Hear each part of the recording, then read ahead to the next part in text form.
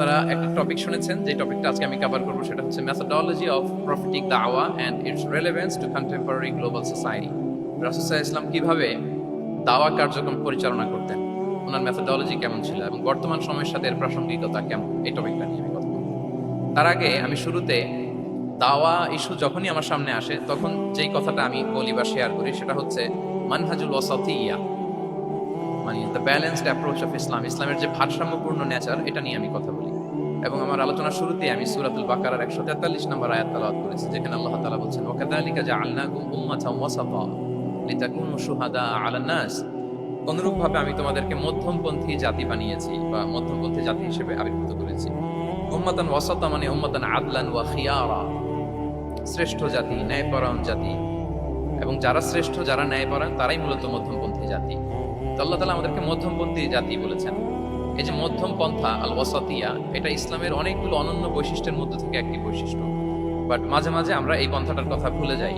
ভুলে কি করি, অনেক সময় অনেক প্রান্তিক লেভেল থেকে কাজ করে ফেলি, চিন্তা করে ফেলি, অনেক সময় খুব বাড়াবাড়ি করে ফেলি, অনেক সময় ছাড়াছাড়ি করে ফেলি। বরং আমাদের থাকতে হবে মাঝামাঝি।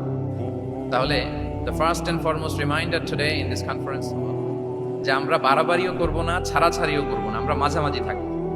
কোথায় থাকবো? জি, মাঝামাঝি, আল ওয়াসাতিয়া, যেটা শ্রেষ্ঠ এবং যেই মেথোডোলজির কথা কোরআন আমাদেরকে জানিয়েছে। আমি যদি এটাকে ইংরেজি করি ওয়াসাতিয়া, তাহলে ইংরেজি দাঁড়াবে এরকম যে the balanced nature of Islam, ইসলামের যেই ভারসাম্যপূর্ণ যে নেচার, এটার নাম হচ্ছে মূলত আল ওয়াসাতিয়া। আপনি যদি খেয়াল করে দেখেন যে কিভাবে আমরা অন্যান্য জাতিগোষ্ঠীর তুলনায় মধ্যমপন্থী জাতি, তাহলে দেখবেন যে আমরা যদি সাইয়েদনা ঈসা আলাইহিস সালামের ব্যাপারে কথা বলি, জিসাস ক্রাইস্টের ব্যাপারে, তাহলে দেখেন ওনার ব্যাপারে ইহুদি নাসারারা কেউ বাড়াবাড়ি করেছে, কেউ ছাড়াছাড়ি করেছে। আমরা একেবারে মিডল ওয়েতে আছি। যেমন ঈসা আলাইহিস সালামের ব্যাপারে খ্রিস্টানরা কি বলে জানেন? তারা বলে ঈসা আলাইহিস সালাম হচ্ছে আল্লাহর সন্তান। নাউযুবিল্লাহি মিন যালিক। Jesus Christ is the son of God, গডের সন্তান। তাহলে দেখেন কতটা বাড়াবাড়ি করলো। ঈসা আলাইহিস সালামকে উঠাতে উঠাতে খোদার আসনে নিয়ে বসালো। বাড়াবাড়ি হয়ে গেল না এটা? তাহলে একদম খুব বাড়াবাড়ি করলো। এবার যদি ইহুদিদের কথা চিন্তা করি, ইহুদিরা কি বলে? ইহুদিরা একেবারে উল্টো। তারা বলে ঈসা আলাইহিস সালাম হচ্ছে ইবনু জিনা, মানে জারদ সন্তান। নাউযুবিল্লাহ। দেখেন তাদের প্রত্যেকের আকীদা শোনা মাত্রই আপনাদেরকে বলা লাগতেছে না যে নাউযুবিল্লাহ বলেন, আপনারা স্বতঃস্ফূর্ত ভাবেই বলতেছেন নাউযুবিল্লাহ। তার মানে একদল বাড়াবাড়ি করলো, একদল ছাড়াছাড়ি। একদল বলল তিনি আল্লাহর সন্তান বলে একেবারে আল্লাহর উপরে উঠাই ফেলছে। আরেক দল নামাতে নামাতে একেবারে পদদলিত করলো, বলল তিনি হচ্ছেন বাস্টার্ড, মানে ইবনু জিনা, জারদ সন্তান। নাউযুবিল্লাহি মিন যালিক।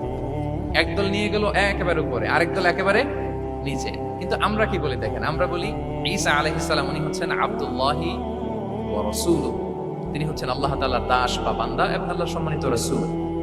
দেখুন কতটা ব্যালেন্স এই আকীদা। আমরা আব্দুল্লাহ বলার মধ্য দিয়ে বেসিক্যালি নাসারাদেরকে রিফিউট করি, তাদের প্রতিবাদ করি আমরা যে তোমরা যে বলেছো আল্লাহর সন্তান না, ওইদিকে উঠানো যাবে না, নিচে নামায় নিয়ে আসো, উনি আব্দুল্লাহ, আল্লাহর দাস। আর রাসূলুহু, সম্মানিত রাসূল বলে আমরা বেসিক্যালি ইহুদিদেরকে রিফিউট করি, তাদের প্রতিবাদ করি। আমরা বলি যে না, তোমরা যে বলেছো উনি জারদ সন্তান না, ওনার সম্মানকে পদদলিত করা যাবে না, উপরে উঠাইতে হবে, উঠায় রাসূল, সম্মানিত রাসূল। তাহলে নাসারাদের আকীদা থেকে আমরা নিচে নেমে আসলাম, ইহুদিদের আকীদা থেকে আমরা উপরের দিকে গেলাম। ফলে এটা কি হলো? ব্যালেন্স হলো, ভারসাম্যপূর্ণ হলো, মধ্যম পন্থা হলো। তো আশা করি মধ্যম পন্থার উদাহরণটা বুঝতে পেরেছেন। আরেকটা ছোট উদাহরণ দেই। আমাদের বোনদের যখন পিরিয়ড চলে তখন নাসারারা কি করে দেখেন, খ্রিস্টানরা তারা সবকিছু করে, কোনো বাদ বিচার রাখে না। তখন এমনকি ফিজিক্যাল ইন্টিমেসিতেও যায়। যখন আমাদের বোনদের পিরিয়ড চলে তখন তারা ফিজিক্যাল ইন্টিমেসিতেও যায়, কোনো বাদ বিচার নাই। এটা হচ্ছে নাসারাদের অবস্থান। আর ইহুদিদের কি অবস্থান? এরা এই 5 দিন 7 দিন আমাদের বোনদের যখন পিরিয়ড চলে তখন তারা তাদের স্ত্রীদেরকে ধরবে না, ছোবে না, স্পর্শ করবে না, একসাথে বসবেও না।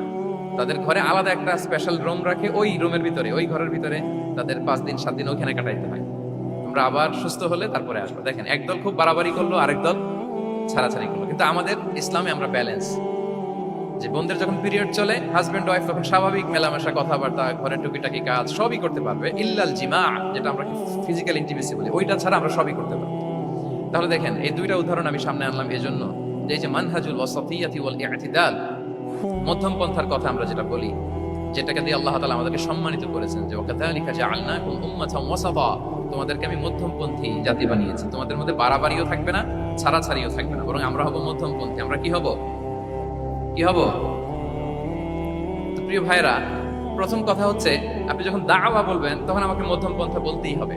আমরা যখন ইসলাম শিখবো, শেখাবো, ইসলাম বুঝবো, বুঝাবো, এই সব ক্ষেত্রে আমাদেরকে মধ্যম পন্থা অবলম্বন করতে হবে। আমাদের খেয়াল রাখতে হবে আমরা যেন এক্সট্রিম লাইনে না যাই, আবার খুব এক্সট্রা লিবারেল যেন না হয়ে যায়, আমরা যেন মধ্যমপন্থী একটা অবস্থানে থাকি। এবং দাওয়াত দেওয়ার ক্ষেত্রে এটাই বলা হয়েছে, আল্লাহ তাআলা বলছেন উদউ ইলা সাবিলি রাব্বিকা বিল হিকমাতি ওয়াল মাউইদাতিল হাসানাতি ওয়াজাদিলহুম বিল্লাতি হিয়া আহসান। নবী, আপনি লোকদেরকে আল্লাহর পথে ডাকুন বিল হিকমা, প্রজ্ঞার সাথে, সুন্দর সুন্দর উপদেশ সহকারে, এবং কখনো তর্ক বিতর্কে জড়ানো লাগলে সেটা উত্তমভাবে আপনাকে জড়াতে হবে। তার মানে এই যে ইসলাম বোঝার ক্ষেত্রে, প্রচারের ক্ষেত্রে মধ্যম পন্থার নীতি যেটা, প্রজ্ঞা বা সুন্দর উপদেশমালা দিয়ে দাওয়াত দেওয়া, এটাও মূলত মধ্যম পন্থারই বহিঃপ্রকাশ। আমরা যখন কোনো দাওয়া কাজ করব, অলওয়েজ মাথায় রাখতে হবে যে আমি বাড়াবাড়ি যেন না করি, আমি আবার ছাড়াছাড়িও যেন না করি, আমি যেন মাঝামাঝি থাকি। তো এই যে দাওয়া আমরা দিচ্ছি, দাওয়াটা কি? বেসিক্যালি এটা হচ্ছে একটা কমিউনিকেশন, রাইট? এই যে আমি কথা বলতেছি, আপনারা শুনতেছেন, ইমাম সাহেব খুতবা দিচ্ছেন, আমরা সেটা শুনি, স্ট্রিট দাওয়া হয়, বিভিন্ন রকম দাওয়া এখন হচ্ছে, এগুলো basically communication, and this communication should be full of wisdom and beautiful advice. এটাই মূলত আল ওয়াসাতিয়া, মানহাজুল ওয়াসাতিয়া, মধ্যম পন্থা। আমি যে বিশ্ববিদ্যালয় থেকে ব্যাচেলর করেছি, ওই বিশ্ববিদ্যালয়ের একটা স্লোগান আছে, মানহাজুল ওয়াসাতিয়াতি ওয়াল ইআতিদাল। ওনারা মধ্যম পন্থার কথা বলে। সো আমি যেহেতু ওই বিশ্ববিদ্যালয় আল আজহারের গ্রাজুয়েট, আমি যেখানেই যাই একটু করে আমি এই আল ওয়াসাতিয়ার কথাটা বলি, প্রিয় ভাইয়া। তো দাওয়া যেহেতু কমিউনিকেশন, আমরা ওরাল দাওয়া দিয়ে থাকি, কিন্তু বেসিকলি ওরাল দাওয়ার চেয়ে যেটা প্র্যাকটিক্যাল দাওয়া, থিওরিটিক্যাল দাওয়ার চেয়ে প্র্যাকটিক্যাল দাওয়াটা এটা বেশি ইফেক্টিভ, বেশি প্রোডাক্টিভ। আমরা যখন তাফসির মাহফিল করি, আমরা খুতবা দেই, আলোচনা করি, এটা থেকে তো মানুষ শিখে, কিন্তু আমি যদি আমার আচরণ দিয়ে কোনো একটা মেসেজ দিতে পারি, ওইটা মানুষের হৃদয়ে বেশি দাগ কাটে, বেশি মনে থাকে, খুব বেশি মনে থাকে। এটার সুযোগ আপনাদের বেশি। যেমন আমি যদি একটা কোরআনের আয়াতের কথা বলি, এটার খুব একটা মূল্যায়ন নেই, কারণ উনি হুজুর মানুষ, উনি তো কোরআনই বলবে। কিন্তু একজন ডক্টর যখন কোরআনের আয়াত বলে, তখন বলে দেখছো মাশাআল্লাহ, একজন ডক্টর, সে চিকিৎসা বিজ্ঞানে এত বড় এক্সপার্টিসের পর আবার কোরআনও জানে। ওই কথা কিন্তু আমিও বলছি, আমার দাম নাই, কিন্তু আপনাদেরকে কত সম্মানের চোখে দেখা হচ্ছে। আবার দেখেন, 5 ওয়াক্ত সালাত আদায় করা জামাতের সাথে, ফরজ সালাতগুলো, এটা তো মানে করতেই হবে, কম্পালসারি। এটা করে তো খুব বেশি ক্রেডিট নেওয়ার কিছু নাই, তো আমরা সবাই করি। কিন্তু একজন ডাক্তার যখন নামাজ পড়ে, খেয়াল করে দেখবেন, একজন ডক্টর যখন চেম্বারে রোগীদেরকে রেখে বলে যে, ওখানে যদি লেখা থাকে যে সালাতের সময় বিরতি থাকবে, বা বলা হয় যে এই ডাক্তার কিন্তু রুগী বসিয়ে রেখে নামাজটা পড়ে এসে আবার রুগী দেখা শুরু করে, এটা সবাই খুব পজিটিভলি নেয়। দেখো, এত ব্যস্ততার পরেও চাইলে এই সময় রুগী দেখতে পারতো, কিন্তু উনি নামাজ পড়ে। দেখেন, একই কোরআনের কথা আমিও বললাম, আপনিও বললেন, আপনার মর্যাদা কত বেশি। আমিও জামাতে নামাজ পড়ি, ইমামতি করাই, আর আপনি যে একটু তাড়াতাড়ি করে নামাজটা পড়ে চলে আসেন, এটাতে আপনার এপ্রিসিয়েশন কত বেশি। তো এভাবে আপনাদের কিন্তু দাওয়া কাজ করার সুযোগ অনেক বেশি, কারণ এটা অনেক মানে নোবেল একটা প্রফেশন, মহৎ পেশা। আপনারা জনগণকে সরাসরি সেবা দেওয়ার যে ব্যাপারটা, এটার সুযোগ আছে। যুদ্ধ বিধ্বস্ত আপনি আহতদেরকে সেবা দিতে পারেন, আগুনে পোড়া রোগীদেরকে সেবা দিতে পারেন, দুরারোগ্য ব্যাধি, তার আর যাওয়ার জায়গা নেই, আপনি সেবা দিতে পারতেছেন। যে কোনো রোগ বালাই, যে কোনো পরিস্থিতিতে যখন একজন মানুষ অসুস্থ হয়, তখন আপনি সেবা দিচ্ছেন, তখন তার মনটা কিন্তু খুব নরম থাকে, তার মধ্যে একটা অসহায়ত্ব কাজ করে। ওই একটা অসহায় মানুষ, তার মনটা খুব নরম, ওইরকম একটা সিচুয়েশনে তারা আপনাদের দ্বারস্থ হয়। ফলে আপনাদের কিন্তু দাওয়া কাজ করার সুযোগ অনেক বেশি, এবং সেক্ষেত্রে ওরাল দাওয়ার চেয়ে আপনার যে প্র্যাকটিক্যাল দাওয়া, এটার ইফেক্ট অনেক বেশি। মানে আপনার চলনে বলনে, আপনার কথনে কথায়, আপনার ব্যক্তিত্বে, পার্সোনালিটিতে, এটার মাধ্যমে যে দাওয়া ফুটে ওঠে, ওইটা বেশি ইফেক্টিভ। নিজের আচরণ দিয়ে যে মেসেজটা দেওয়া যায়, এটা সবচেয়ে ইফেক্টিভ। আপনার লেনদেন, আপনার ডিলিংস কেমন, আপনি মানুষ হিসেবে কেমন, এটা সবচেয়ে পাওয়ারফুল দাওয়া। উমরে ফারুক রাদিয়াল্লাহু তাআলা আনহু, উনি ওনার ছাত্রদেরকে প্রায় বলতেন, উমরে ফারুক রাদিয়াল্লাহু তাআলা, উনি বলতেন যে কুনু দুআতান ইলাল্লাহি ওয়া আনতুম সামিতুন, যে তোমরা আল্লাহর রাস্তায় দাওয়াতি কাজে বের হয়ে যাও এমন অবস্থায় যে তোমরা চুপচাপ। তো ছাত্ররা বলতো, দাওয়াতি কাজও করতে বলতেছেন, আবার চুপচাপও থাকতে বলতেছেন, এটা আবার কিভাবে দাওয়াত? উমর ফারুক রাদিয়াল্লাহু তাআলা আনহু বলতেন, বি আখলাকিকুম, তোমাদের আখলাক দিয়ে দাওয়াত দাও। আখলাক দিয়ে দাওয়াত দেওয়া যায় না? বলেন তো, আখলাক দিয়ে দাওয়াত দেওয়া যায় কি যায় না? যায়। এই আখলাক দিয়ে যে দাওয়াত, এটা অনেক পাওয়ারফুল। 10টা তাফসীর মাহফিল করে আমি এটা করতে পারবো না। আপনি আপনার আখলাক দিয়ে, আপনার ব্যক্তিত্ব দিয়ে, আপনার লেনদেন, হ্যাঁ, এগুলো দিয়ে আপনি যে দাওয়াটা দিতে পারবেন, অন্য অনেক কিছু দিয়ে সেটা হবে না। এজন্য ওমর ফারুক বলতেন, কুনু দুআতান ইলাল্লাহি ওয়া আনতুম সামিতুন, আল্লাহর রাস্তায় দায়ী হয়ে বের হও, কিন্তু চুপচাপ। কিভাবে? বলে বি আখলাকিকুম, তোমাদের আখলাক, এটা বেশি পাওয়ারফুল। এবং রাসূল সাল্লাল্লাহু আলাইহি ইসলামের ব্যাপারে যখন জিজ্ঞেস করা হতো আম্মা জান আয়েশা রাদিয়াল্লাহু তাআলা আনহাকে যে রাসূল সাল্লাল্লাহু আলাইহি ইসলামের আচরণ কেমন ছিল, তখন আম্মা জান আয়েশা বলতেন যে কানা খুলুকুহু আল কোরআন, কোরআনই ছিল রাসূল সাল্লাল্লাহু আলাইহি ইসলামের চরিত্র। পুরো কোরআনে 30 পারায় থিওরিটিক্যালি যা বলা আছে রাসূল সাল্লাল্লাহু আলাইহি ইসলামের জীবনীতে প্র্যাকটিক্যালি সেটা দেখানো আছে। আম্মা জান আয়েশা বলতেন কানা খুলুকুহু আল কোরআন, রাসূল সাল্লাল্লাহু আলাইহি ইসলামের চরিত্র ছিল কোরআন। ইনদামা রাসূলুল্লাহ সাল্লাল্লাহু আলাইহি ওয়াসাল্লাম ইয়ামশি আলাল আরদ কাআন্না আল কোরআনা ইয়ামশি আলাইহি, রাসূল সাল্লাল্লাহু আলাইহি ওয়াসাল্লাম যখন মদিনার রাস্তা দিয়ে হেঁটে যেতেন as if a living Quran is walking on the street, মনে হতো একটা জীবন্ত কোরআন রাস্তা দিয়ে হেঁটে হেঁটে যাচ্ছে। তো তাহলে we should try to be a living দাঈ, জীবন্ত দাঈ, প্র্যাকটিক্যাল দাঈ। এটা যদি আমরা হইতে পারি তাহলে অনেক বেশি ইম্প্যাক্ট করা যাবে সোসাইটিতে, অনেক ইনফ্লুয়েন্স করা যাবে। যেটা বললাম যে আমাদের সততা, আচরণ, ব্যক্তিত্ব, পার্সোনালিটি, এগুলো দিয়ে আমরা যে দাওয়াটা দিতে পারি, ওরাল দাওয়া, বক্তব্য দিয়ে এটা অনেক সময় সম্ভব হয় না। এবং ডাক্তারদের জন্য এটা অনেক বড় একটা সুযোগ। তাহলে ইন্ট্রোডাক্টরি ডিসকাশনে আমি দুটা বিষয়ে কথা বললাম। এক হচ্ছে আমাদেরকে মধ্যমপন্থী হইতে হবে, মানহাজুল ওয়াসাতি ওয়াল ইআতিদাল, এক নম্বর। দুই নম্বর হচ্ছে লিভিং দাঈ হওয়ার চেষ্টা করতে হবে, এটা বেশি প্রোডাক্টিভ এন্ড ইফেক্টিভ। বুঝতে পেরেছেন সবাই? মাশাআল্লাহ। এবার চলুন যে রাসূল সাল্লাল্লাহু আলাইহি ওয়াসাল্লামের যে প্রফেটিক দাওয়া মেথোডোলজি, কিভাবে উনি দাওয়া কাজের আঞ্জাম দিতেন, সেখান থেকে আমাদের নেয়ার আধুনিক সময়ের এর প্রাসঙ্গিকতা কি আছে। আমি 10টা পয়েন্টে আজকের এই সেমিনারে কিছু কথা উপস্থাপনের চেষ্টা করবো। ওমা তাওফীক ইল্লা বিল্লাহ। এক নাম্বার কথা হচ্ছে আমরা যে দাওয়া দিব, এই দাওয়া language should be very soft and mild and very touching. দাওয়া ল্যাঙ্গুয়েজ হইতে হবে ভেরি সফট সব সময়। ইফ ইউ টক অ্যাবাউট দাওয়া, this language should be very soft and mild and touching. দাওয়ার কথা বললে হয়তো আপনি পলিটিক্স করেন, ওইটা আলাদা কথা। আপনি জেহাদের ময়দানে, ওইটা আলাদা কথা। আমি জেহাদ পলিটিক্স নিয়ে কথা বলতেছি না, আই এম টকিং অ্যাবাউট দাওয়া। যদি আপনি দাওয়া সেমিনারের কথা বলেন, যদি মেডিকেল দাওয়া সোসাইটি নাম দেন, দাওয়া বললে আমাকে বলতে হবে দাওয়ার language should be very soft and mild. আমরা এটা অনেক সময় ভুল করে ফেলি, এটা করা যাবে না। কারণ আপনি হৃদয় থেকে যদি কোনো কথা বলেন, এটা শ্রোতার হৃদয়ে যে টাচ করে। আল্লাহর হাবিব সাল্লাল্লাহু আলাইহি ওয়াসাল্লামের কথাগুলো নিয়ে এত আলোচনা, বিশ্লেষণ, কথাগুলো এত অ্যাপিলিং কেন, এত আবেদনময় কেন? এর কারণ হচ্ছে রাসূল সাল্লাল্লাহু আলাইহি ওয়াসাল্লাম যা বলেছেন তিনি হৃদয় থেকে বলেছেন। হৃদয় থেকে কথা বেরোলে এটা শ্রোতার হৃদয়ে যে টাচ করে। একটা ছোট্ট আয়াত আমি তেলাওয়াত করি, সূরা তাহা। আল্লাহ তাআলা বলছেন ফাকুলা লাহু কাওলান লাইয়িনা লাআল্লাহু ইয়াতাযাক্কারু আও ইয়াখশা।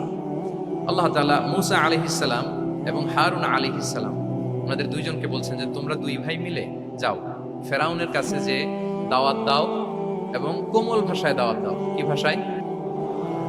কোমল ভাষায় দাওয়াত দাও। কাওলান লাইয়িনা, use very soft and mild language, very touchy language. Soft এবং কোমল ভাষায় দাওয়াত দাও কাকে? পৃথিবীর সবচেয়ে বড় সন্ত্রাস, তাই না? হ্যাঁ, দুর্ধর্ষ সন্ত্রাস, খোদাদ্রোহী, তারপর সীমা লঙ্ঘনকারী। আপনি যত নেগেটিভ যা বলবেন সব যাবে ওর সাথে। ফিরআউন লাআল্লাহু ইয়াতাযাক্কারু আও ইয়াখশা, হয়তো সে উপদেশ গ্রহণ করবে অথবা তার হৃদয়ে ভয়ের উদ্রেক হতে পারে। হয়তো তোমরা soft and mild language use করবে। মুসা এবং হারুন কোমল ভাষায় যে তোমরা দাওয়াত দিবে। আচ্ছা, কার ব্যাপারে আল্লাহ বললেন? কাকে দাওয়াত দিতে বললেন? সবাই বলেন তো নামটা। ফেরাউন। আচ্ছা, ফেরাউনের ক্ষেত্রে আল্লাহ তাআলা বললেন যে soft and mild language use করো, নরম ভাষা। আমাকে উত্তর দেন, আমাদের কারেন্ট সময় আমরা যাদেরকে জালিম বলি, যাদেরকে খারাপ বলি, ফাসিক বলি, পাপাচারী, ধরেন যে আমার মধ্যে বা আপনাদের মধ্যে যে সবচেয়ে খারাপ, পাপাচারী, জালিম, ওই জালিমটা কি ফেরাউনের চেয়ে বড় জালিম? আমাদের চোখে যে জাহান্নামী, যে নিকৃষ্ট, খারাপ, পাপী যাকে আমি মনে করি, যদিও এরকম মনে করার সুযোগ আমাদের নাই, কে জান্নাতি কে জাহান্নামী এটা ডিসাইড করবে কে? আল্লাহ তাআলা। কিন্তু আমাদের চোখে যে পাপী, যে ভুল করেছে, যে জালিম, ওই জালিমগুলো, খারাপ লোকগুলো কি ফেরাউনের চেয়ে বেশি খারাপ ছিল? ছিল?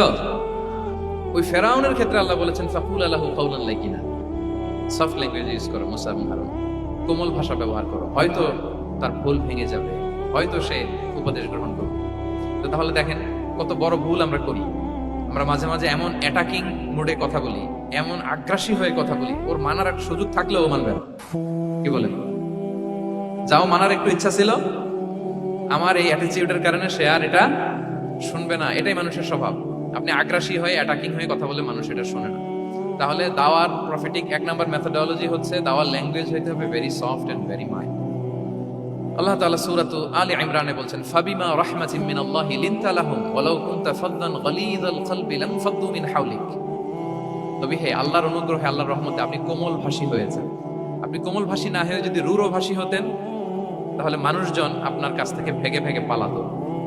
কিন্তু আমরা আমরা দেখতাম যে সাহাবারা রাসূল সাল্লাল্লাহু আলাইহি ওয়াসাল্লামের কাছে শুধু জড়ো হইতে যেত, দেখা করতে যেত, রাসূলকে ঘিরে রাখতো, এত পছন্দ করতো রাসূল সাল্লাল্লাহু আলাইহি ওয়াসাল্লামের কোমল আচরণের কারণে। ইভেন ফ্যামিলিতে কোনো সমস্যা হলে অনেক সাহাবারা বলতেন ফ্যামিলির সাথে সমস্যা হলেও তারা রাসূলের কাছে চলে আসতো। এমনকি কারো পেটে ক্ষুধা লাগলেও তারা রাসূলের দরবারে চলে আসতো। তারা বলতো রাসূল সাল্লাল্লাহু আলাইহি ওয়াসাল্লামের চেহারার দিকে তাকালেই আমাদের ক্ষুধা মিটে যেত। কি কোমল ভাষী ছিলেন, কত সুন্দর সফট ল্যাঙ্গুয়েজ রাসূল সাল্লাল্লাহু আলাইহি ওয়াসাল্লাম ইউজ করেছেন। রাসূল সাল্লাল্লাহু আলাইহি ওয়াসাল্লাম কখনো যে কঠোর ভাষায় কথা বলতেন না তা না, মাঝে মাঝে বলতেন, তো বেশিরভাগ ওনার দাওয়া ছিল সফট এন্ড মাইল্ড। মাঝে মাঝে প্রেক্ষাপটের আলোকে রাসূল সাল্লাল্লাহু আলাইহি ওয়াসাল্লাম অনেক সময় তেজস্বী জ্বালাময়ী ভাষণ দিতেন, মনে হতো ব্যাটালিয়নকে কমান্ড করছেন। এটা মাঝে মাঝে চেহারা লাল হয়ে যেত, গড়গড় করতেন যুদ্ধের আগে। কিন্তু রেগুলার বেসিসে রাসূল সাল্লাল্লাহু আলাইহি ওয়াসাল্লাম খুব কোমল ভাষায় কথা বলতেন। তাহলে এক নম্বরে যেটা জানলাম, যদি আপনি দাওয়া মেন্টালিটি, দাওয়া মোডে থাকতে চান, আপনার ভাষা হতে হবে শক্ত না নরম, সফট হইতে হবে, কোমল। কারোর প্রতি আগ্রাসী হয়ে যেন আমরা কথা না বলি, অ্যাটাকিং মোডে যেন না বলি, বললেও শুনবে না, এটাই মানুষের নেচার। সফট ল্যাঙ্গুয়েজে বলতে হয়। ফেরাউনকে যদি বলা হয় ওর সাথে ভালোভাবে বলো, তো আমাদের আশেপাশে যারা আছে এরা তো মানে আরো এদেরকে সম্মান দিয়ে নরম করে বলা উচিত, কি বলেন? জি, এক নম্বর গেল। দুই নম্বর হচ্ছে দাওয়াকে ফলপ্রসূ করতে হলে রাসূল সাল্লাল্লাহু আলাইহি ওয়াসাল্লাম যেটা করতেন, শ্রোতাদের অনেক সময় মনোযোগ আকর্ষণের জন্য উনি অনেক ধরনের টুলস, অনেক ধরনের জিনিস তিনি ব্যবহার করতেন। যেমন একটা পদ্ধতি রাসূল সাল্লাল্লাহু আলাইহি ওয়াসাল্লামের ছিল, রাসূল সাল্লাল্লাহু আলাইহি ওয়াসাল্লাম মানুষের আকর্ষণ বৃদ্ধির জন্য মাঝে মাঝে প্রশ্ন ছুড়ে দিতেন অডিয়েন্সকে, drawing attention of the listener by throwing questions. Question throw করার মাধ্যমে অ্যাটেনশন গ্রো করতেন। হাদিসে এরকম অনেক উদাহরণ পাওয়া যায়। একটা ছোট্ট হাদিস শেয়ার করি, সহিহ মুসলিমে এসেছে। রাসূল সাল্লাল্লাহু আলাইহি ওয়াসাল্লাম একবার সাহাবাদেরকে বললেন, ইন্না মিনাশ শাজারি শাজারাতান লা ইয়াসকুতু ওয়ারাকুহা মাসালুহা মাসালুল মুসলিম। রাসূল সাল্লাল্লাহু আলাইহি ওয়াসাল্লাম জিজ্ঞেস করলেন, তোমরা কি কেউ বলতে পারবা বৃক্ষরাজির মধ্যে একটা বৃক্ষ আছে, মানে গাছের মধ্যে একটা গাছ আছে যেই গাছের কখনো পাতা ঝরে না, ওই গাছের পাতা কখনো ঝরে না। এর দৃষ্টান্ত হচ্ছে মুসলিমের দৃষ্টান্তের মতো। বলো তো হাদ্দিসুনি মা হিয়া, বলো তো ওই গাছটা কি, কে বলতে পারো? আপনারা তো সব একেবারে পেরে গেছেন। তো সাহাবারা ওই দিন কেউ বলতে পারেন নাই, কারণ কি জানেন? একে তো আমরা জানি হাদিস স্টাডি করার কারণে, হাদিস স্টাডি না করলে তো আমরা বলতে পারতাম না, আমাদের দেশে তো খেজুর গাছ তো হয় না। তো ওনারা কেউ বলতে পারে না, এর কারণ হচ্ছে তারা ভাবছিল প্রশ্ন যেহেতু করছে এটা যেন তেন প্রশ্ন, এটা কঠিন কোনো গাছের একটা নাম বলতে হবে। তো বাড়ির পাশে যে খেজুর গাছ, মদিনার অলিতে গলিতে যে খেজুর গাছ ভর্তি, এইদিকে আর ওনাদের অ্যাটেনশন যায় না। ওনারা চলে গেছে মরুভূমিতে, ইয়ামানে, তারপর একেবারে ডেজার্টের মাঝখানে কি কি ক্যাকটাস, গুলমলতা, কি কি গাছ আছে ওগুলো আওড়াচ্ছে মনে মনে। ভাবতেছে যে খেজুর গাছের কথা তো রাসূল সাল্লাল্লাহু আলাইহি ওয়াসাল্লাম আমাদের জিজ্ঞেস করার কথা না, এটা আমাদের গাছ, বাড়ির পাশের গাছ। তো কেউই আর বলতে পারে নাই। এরপর রাসূল সাল্লাল্লাহু আলাইহি ওয়াসাল্লাম যখন দেখলেন সবাই অপারগ, রাসূল সাল্লাল্লাহু আলাইহি ওয়াসাল্লাম বললেন, ইন্নাহা আন-নাখলা, এটা হচ্ছে খেজুর গাছ, ডেট প্লান্ট। তো আব্দুল্লাহ ইবনে উমর রাদিয়াল্লাহু তাআলা আনহু বাড়িতে যাওয়ার পরে ওমর ফারুককে তার বাবাকে বললেন যে, বাবা, আজকে যে রাসূল সাল্লাল্লাহু আলাইহি ওয়াসাল্লাম প্রশ্ন ছুড়ে দিলেন, আপনারা যে কেউ পারলেন না, উত্তরটা কিন্তু আমি পারতাম। তো ওমর ফারুক বললেন, বলো কি তুমি পারতা? তো বললা না কেন? তুমি আজকে উত্তর দিতে পারলে তো রাসূলের সামনে আমার বুকটা এত বড় হয়ে যেত, মানে লাল উট পেলে আরবরা যেই খুশি, আমি এর চেয়ে বেশি খুশি হতাম। তখন উনি বললেন যে, আপনি পারতেছেন না, অন্যান্য বয়স্ক সাহাবারা পারতেছে না, মুরব্বীরা কেউ যেহেতু বলে নাই, আমি বিনয়ের খাতিরে উত্তরটা দেই নাই, কিন্তু আমি জানতাম যে এটা খেজুর গাছ। তাহলে দেখেন রাসূল সাল্লাল্লাহু আলাইহি ওয়াসাল্লাম অ্যাটেনশনটাকে ড্র করার জন্য প্রশ্ন ছুড়ে দিতেন। আপনারা তো মানে প্রশ্ন ছড়াই তো আপনাদের কাজ, যে কি অবস্থা, শরীরটা কেমন, পেট ঠিক আছে কিনা, ঘুম হয় কিনা, কমন প্রশ্ন না আপনাদের? আপনাদের কাছে গেলেই তো প্রথমে জিজ্ঞেস করে যে হজম হয় কিনা, তারপর ঘুম আসে কিনা, এই হয় কিনা, অনেক প্রশ্ন আপনারা করেন। তো এইভাবে আপনি যদি আস্তে আস্তে প্রশ্নের ছলে যদি তাকে আপনি দাওয়া দিতে চান, আপনি কিন্তু দিতে পারেন। এটা রাসূল সাল্লাল্লাহু আলাইহি ওয়াসাল্লামের একটা দাওয়া মেথডোলজি ছিল। দুইটা বলে ফেললাম, একটা হচ্ছে দাওয়ার ল্যাঙ্গুয়েজ হতে হবে অনেক শক্ত, নাকি হ্যাঁ নরম, সফট এন্ড মাইল্ড। দুই নাম্বার হচ্ছে প্রশ্ন ছুড়ে দিয়ে শ্রোতাকে আকর্ষণ করা, মনোযোগ আকর্ষণ করা। তিন নাম্বার ভিজুয়াল এক্সপ্লেনেশন, রাসূল সাল্লাল্লাহু আলাইহি ওয়াসাল্লাম এটা করতেন যাতে করে আরো সহজে বোঝানোর জন্য। এটা নিশ্চয়ই আপনারা করেন। রাসূল সাল্লাল্লাহু আলাইহি ওয়াসাল্লামের দাওয়া জিন্দেগিতে দেখা যায় প্রায় সময় কিছু উনি ভিজুয়াল এক্সপ্লেনেশন নিয়ে এসেছেন সাহাবাদের সামনে, যাতে করে সাহাবারা to get a better idea of the issue, আরো ইজিলি বুঝতে পারেন। যেমন একবার রাসূল সাল্লাল্লাহু আলাইহি ওয়াসাল্লাম অনাথ ইয়েতিমদেরকে যারা দেখভাল করে তাদেরকে মর্যাদা, এটা বোঝাতে যে রাসূল সাল্লাল্লাহু আলাইহি ওয়াসাল্লাম দুই আঙ্গুল উঁচু করে একবার বললেন যে আনা ওয়া কাফিলুল ইয়াতীমি ফিল জান্নাতি কাহাতাইন, অর্থাৎ আমি এবং এতিমের রক্ষণাবেক্ষণকারী কিয়ামতের দিন এভাবে কাছাকাছি প্রতিবেশী হয়ে থাকবে। এই দুইটা আঙ্গুলের মাঝখানে যেমনি খুব একটা স্পেস নাই, গ্যাপ নাই, মানে একেবারে কাছাকাছি, নেইবরিং ফিঙ্গার, রাইট? আমি এবং এতিমের রক্ষণাবেক্ষণকারী এভাবে নেইবর হয়ে থাকবে। এই যে ভিজুয়াল এক্সপ্লেনেশন দেখছেন, এই যে দাওয়ার মধ্যে মাঝে মাঝে এরকম ভিজুয়াল এক্সপ্লেনেশন করতে হবে যাতে করে শ্রোতারা বোঝে। রাসূল সাল্লাল্লাহু আলাইহি ওয়াসাল্লাম মুসনাদে আহমদে এক হাদিস এসেছে, রাসূল সাল্লাল্লাহু আলাইহি ওয়াসাল্লাম একবার খেজুরের একটা ডাল নিয়ে মরুভূমির মধ্যে একটা দাগ টানলেন, খাত্তালানা রাসূলুল্লাহ সাল্লাল্লাহু আলাইহি ওয়াসাল্লাম খাত্তান, একটা স্ট্রেট লাইন দিয়ে রাসূল সাল্লাল্লাহু আলাইহি ওয়াসাল্লাম বললেন এটা হচ্ছে সিরাতুল মুস্তাকিম। সাহাবাদের দৃষ্টি আকর্ষিত হলো, সবাই মনোযোগী হয়ে উঠল, তাই নাকি? সিরাতুল মুস্তাকিম, যে দোয়া আমরা প্রতিদিন করি, ইহদিনাস সিরাতাল মুস্তাকিম, খেজুরের ডাল দিয়ে স্ট্রেট লাইন কেটে বললেন এটা হচ্ছে সিরাতুল মুস্তাকিম।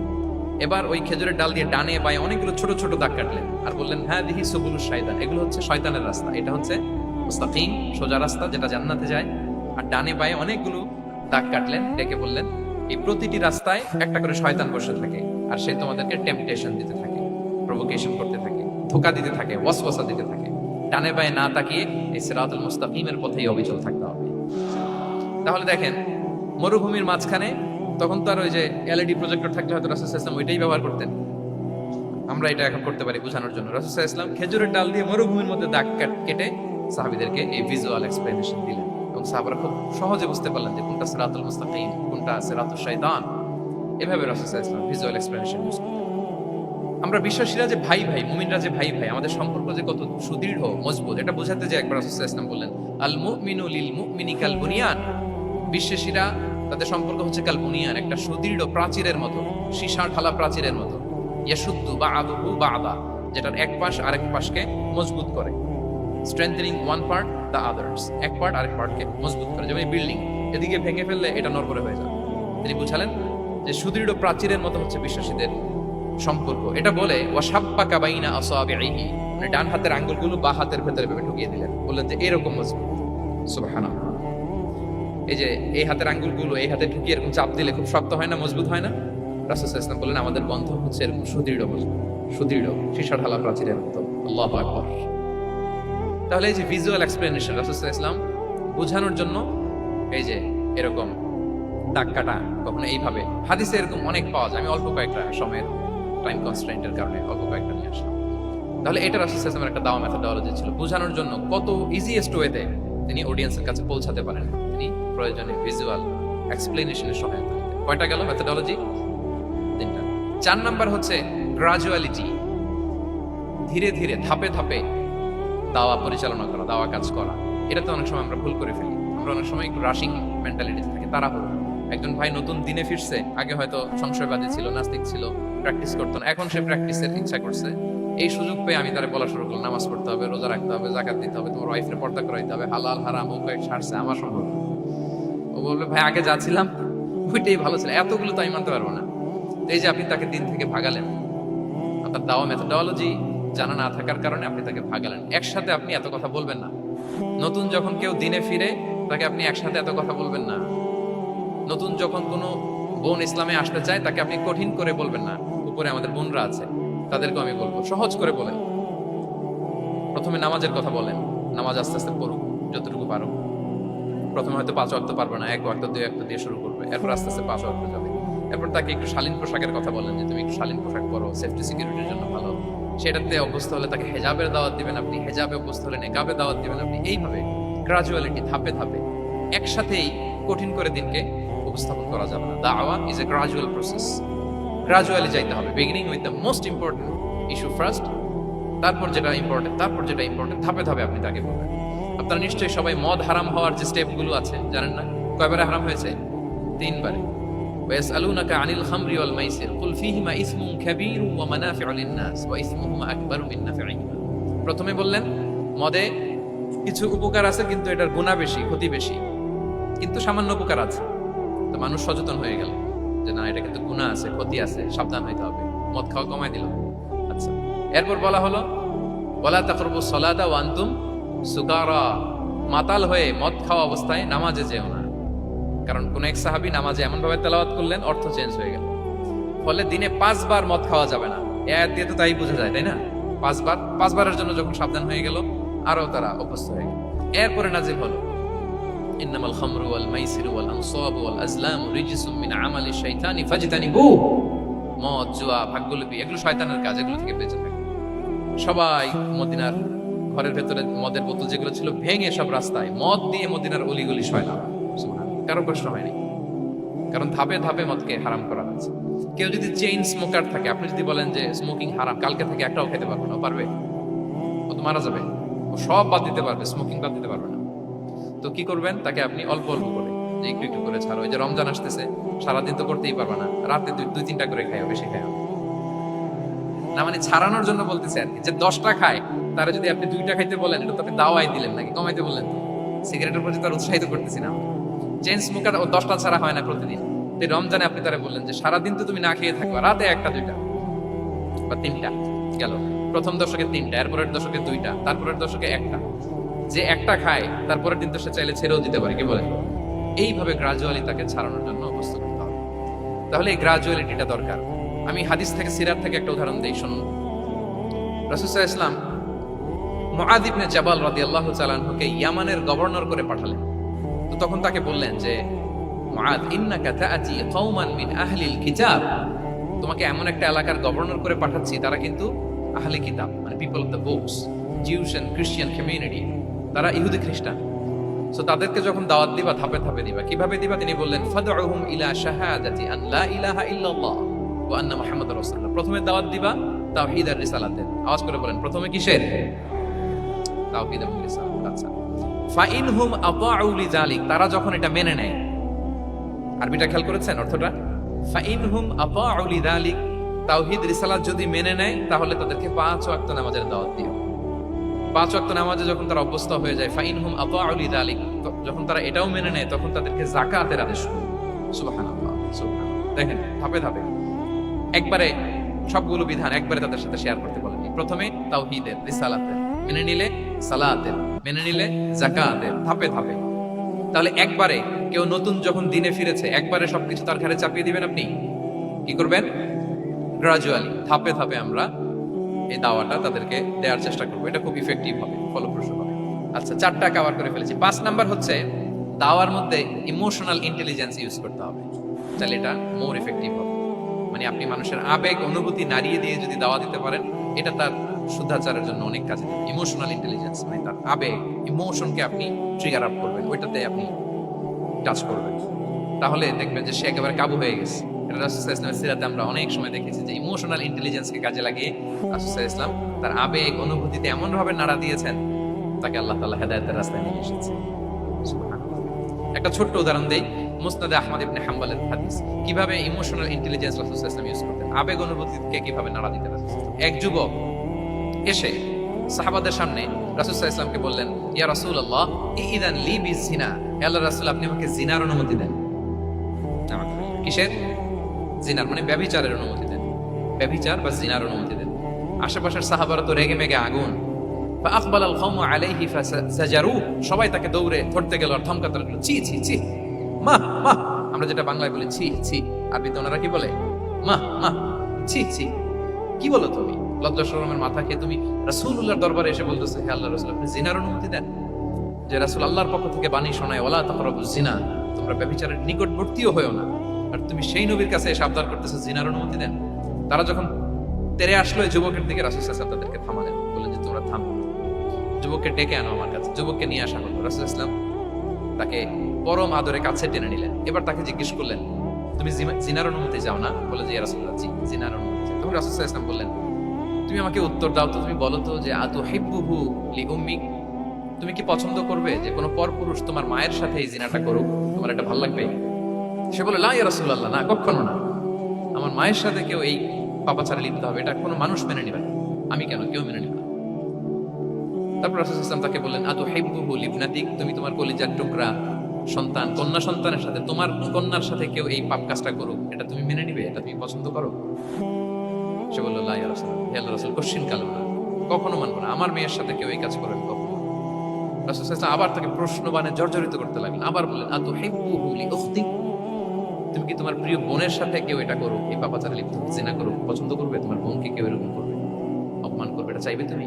বলে, কখনো না, লা ইয়া রাসূলুল্লাহ, কখনো, কেউই তো পছন্দ করবে না এটা। তখন রাসূল সাল্লাল্লাহু আলাইহি ওয়াসাল্লাম বললেন, তুমি যার সাথে জিনার অনুমতি চাইছো, সে তো কারো না কারো মা, কারো না কারো মেয়ে, কারো না কারো বোন, তুমি এভাবে কেন ভাবতে পারো না? সুবহানাল্লাহ।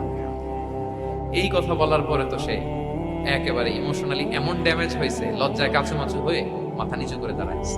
তখন রাসূল ইসলাম তার পিঠে একটা আলতো চাপড় মারলেন, পরম মমতায় আলতো চাপড় দিয়ে তার জন্য দোয়া করলেন, আল্লাহুম্মা গফির যামবাহ ওয়া তাহহির কলবাহ ওয়া হাসসিন ফারজাহ, আল্লাহ তুমি এই যুবকের পাপ মোচন করো, আল্লাহ তুমি তার অন্তরটাকে পরিশুদ্ধ করো, আল্লাহ তুমি তার চরিত্রটাকে নিষ্কলুষ করো। এই হাদিসের রাবি উনি বলতেছেন, ফালাম ইয়াকুন বা'দা যালিকাল ফাতা ইয়ালতাফিতু ইলা শাই, ওই দিনের পর থেকে এই যুবক কখনো কোনো পরনারীর দিকে রাস্তায় তাকায় নাই। এই ইমোশনালি যখন তাকে দুর্বল করা হলো, তাকে যখন এইভাবে রাসূল সাল্লাল্লাহু আলাইহি ওয়াসাল্লাম প্রেজেন্টেশন করলেন, হাদিসের বর্ণনাকারী বলেন এরপরে আমরা কোনোদিন তাকে পরনারীর দিকে তাকাতে দেখি নাই। তার হৃদয়টাকে আল্লাহ তাআলা পরিশুদ্ধ করে দিলেন। রাসূল সাল্লাল্লাহু আলাইহি ওয়াসাল্লাম ইউযাক্কিহিম, কিভাবে মানুষকে পরিশুদ্ধ করতে দেখেন, কিভাবে তার আবেগ অনুভূতিকে নাড়িয়ে তার চিন্তার জগতে আলোড়ন সৃষ্টি করে তাকে এমন ভাবে কাবু করলেন যে রাসূল সাল্লাল্লাহু আলাইহি ওয়াসাল্লাম যেই দিকে তাকে গাইড করতেছে এখন সে সেদিকেই যেতে পারত। সো এইটা আমাদেরকে করতে হবে, ইমোশনাল ইন্টেলিজেন্স কাজে লাগিয়ে মানুষের আবেগ অনুভূতিতে নাড়া দিয়ে যদি আপনি তাকে কোনো কথা, কোনো বার্তা, কোনো নাসিহাত করেন, তখন সেটা সে শুনে। এমন শুনে এমন ভাবে সে হেদায়েতের পথে আসে যেটা আমরা কল্পনাও করতে পারি না। তাহলে এটা যেন আমরা করি, এটা খুবই প্রোডাক্টিভ, এটা খুবই ইফেক্টিভ, এটা খুবই ফ্রুটফুল, কাজে দেয় মানুষকে ইমোশনালি তাকে দেওয়া। এই পয়েন্টটা বুঝতে পেরেছেন তো সবাই না? 6 নাম্বার মেথডোলজি হচ্ছে দাওয়া should be full of love. দাওয়া বললে এটার সাথে লাভ থাকতে হবে, লাভ, ভালোবাসা। যদি আপনি দাওয়া বলেন এখানে লাভ থাকতে হবে। ইট কামস উইথ লাভ, ভালোবাসা দিয়ে আপনি মানুষের হৃদয় জয় করতে হবে। আমরা দায়ীরা অনেক সময় বেশি জাজমেন্টাল হয়ে যাই। আরব শায়েখরা বলে যে নাহনু দুআত লাসনা কুদাত, আমরা দায়ী, আমরা জাজ নই, উই আর নট জাজেস। আমাদের অনেক দায়ীরা আমরা ভুল করে ফেলি, আমরা বলি যে ও খারাপ, ও এটা, ও জাহান্নামী, ও খারিজ, এরকম আমরা সবাইকে নাকচ করি। মনে হয় যেন সবাইরে জাহান্নামে পাঠাই, আমি একা জান্নাতে যেতে পারলেই সব। আচ্ছা বলেন তো, সব গেল জাহান্নামে, আপনি একা শুধু জান্নাতে, ভালো লাগবে আপনার? এই যে আজকে আমরা এখানে সবাই ছাত্র, শিক্ষক, ডিস্টিংগুইশড গেস্টরা, উপরে আমাদের বোনরা, কত ভালো লাগতেছে না? ধরেন যে 2500 সিটিং ক্যাপাসিটির এই চীন মৈত্রী সম্মেলন কেন্দ্রে কেউ নাই, শুধু আপনি একা। এই বিশাল হল রুমে কেউ নাই, আপনি একা, ভালো লাগবে? তো সবাইকে জাহান্নামে পাঠিয়ে শুধু আমি জান্নাতে গেলে এটা আমার ভালো লাগবে না। ওই জান্নাতে আমরা কিভাবে আমাদের জান্নাতের দলকে ভারী করতে পারি, এই চেষ্টাটা আমাদের বেশি বেশি করতে হবে, কি বলেন? তাহলে দাওয়া should be full of love, কারণ ভালোবাসা দিয়ে যা জয় করা যায় কঠোরতা দিয়ে তা করা যায় না। ভালোবাসা দিয়ে আপনি যেটা করতে পারবেন, কঠোরতা দিয়ে কখনো সেটা করতে পারবেন। আসুন আমরা হাদিস থেকে শুনি, সিরাত থেকে শুনি। আল্লাহর হাবিব সাল্লাল্লাহু আলাইহি ওয়াসাল্লাম মসজিদে নববীতে বসে আছেন সাহাবাদেরকে নিয়ে। হঠাৎ এক বেদুইনের আগমন। বেদুইন মানে যার মধ্যে নগর জীবনের কোনো নিয়ম কানুন সে দেখেনি, জানে না, বোঝে না। সিভিলাইজেশন বলতে যেটা বুঝি, ভদ্রতা, কার্টিসি, ম্যানার, এটা সে শিখেনি। এরকম এক বেদুইন অনেক দূর পল্লী থেকে মদিনার মসজিদে নববীতে এসেছে, কিন্তু সে ইসলাম ধর্ম গ্রহণ করেছে, মুসলিম। তো মসজিদে ঢুকে সে 2 রাকাত নামাজ পড়তেছে, এসে যে রাসূলকে সালাম দিবে কথা, ওই কার্টিসিটাও নাই। রাসূল সাল্লাল্লাহু আলাইহি ওয়াসাল্লাম বসা ওইদিকে সাহাবাদের নিয়ে, সে তার মতো এসে এক জায়গায় মসজিদের সাথে তার উট বেঁধে সে 2 রাকাত নামাজ পড়ে দোয়া করতেছে আল্লাহর কাছে। কি দোয়া জানেন? দোয়ার মধ্যেও কাটিসি নাই। দোয়াতে বলে ইয়া আল্লাহ আল্লাহুম্মা আরহামনি ওয়ারহাম মুহাম্মাদা ওয়ালা তারহাম মা'ানা আহাদা, মানে আল্লাহ তুমি শুধু আমারে রহম করো আর মুহাম্মদ সাল্লাল্লাহু আলাইহি ওয়াসাল্লামের রহম করো, আমাদের সাথে আর কারোর রহম করো না। বেদুইন তার মধ্যে আদাবু দোয়া, দোয়ার যে একটা এটিকেটস আছে এটা তো তার জানা নাই। দোয়ায় অন্যদের জন্য দোয়া করলে যে নিজের লাভ এটা সে জানতো না। আমি যদি বলি যে আল্লাহ এই ভাইদেরকে তুমি কবুল করো, তখন ফেরেশতারা বলে আল্লাহ যিনি দোয়া করতেছে আগে তাকে তুমি কবুল করো।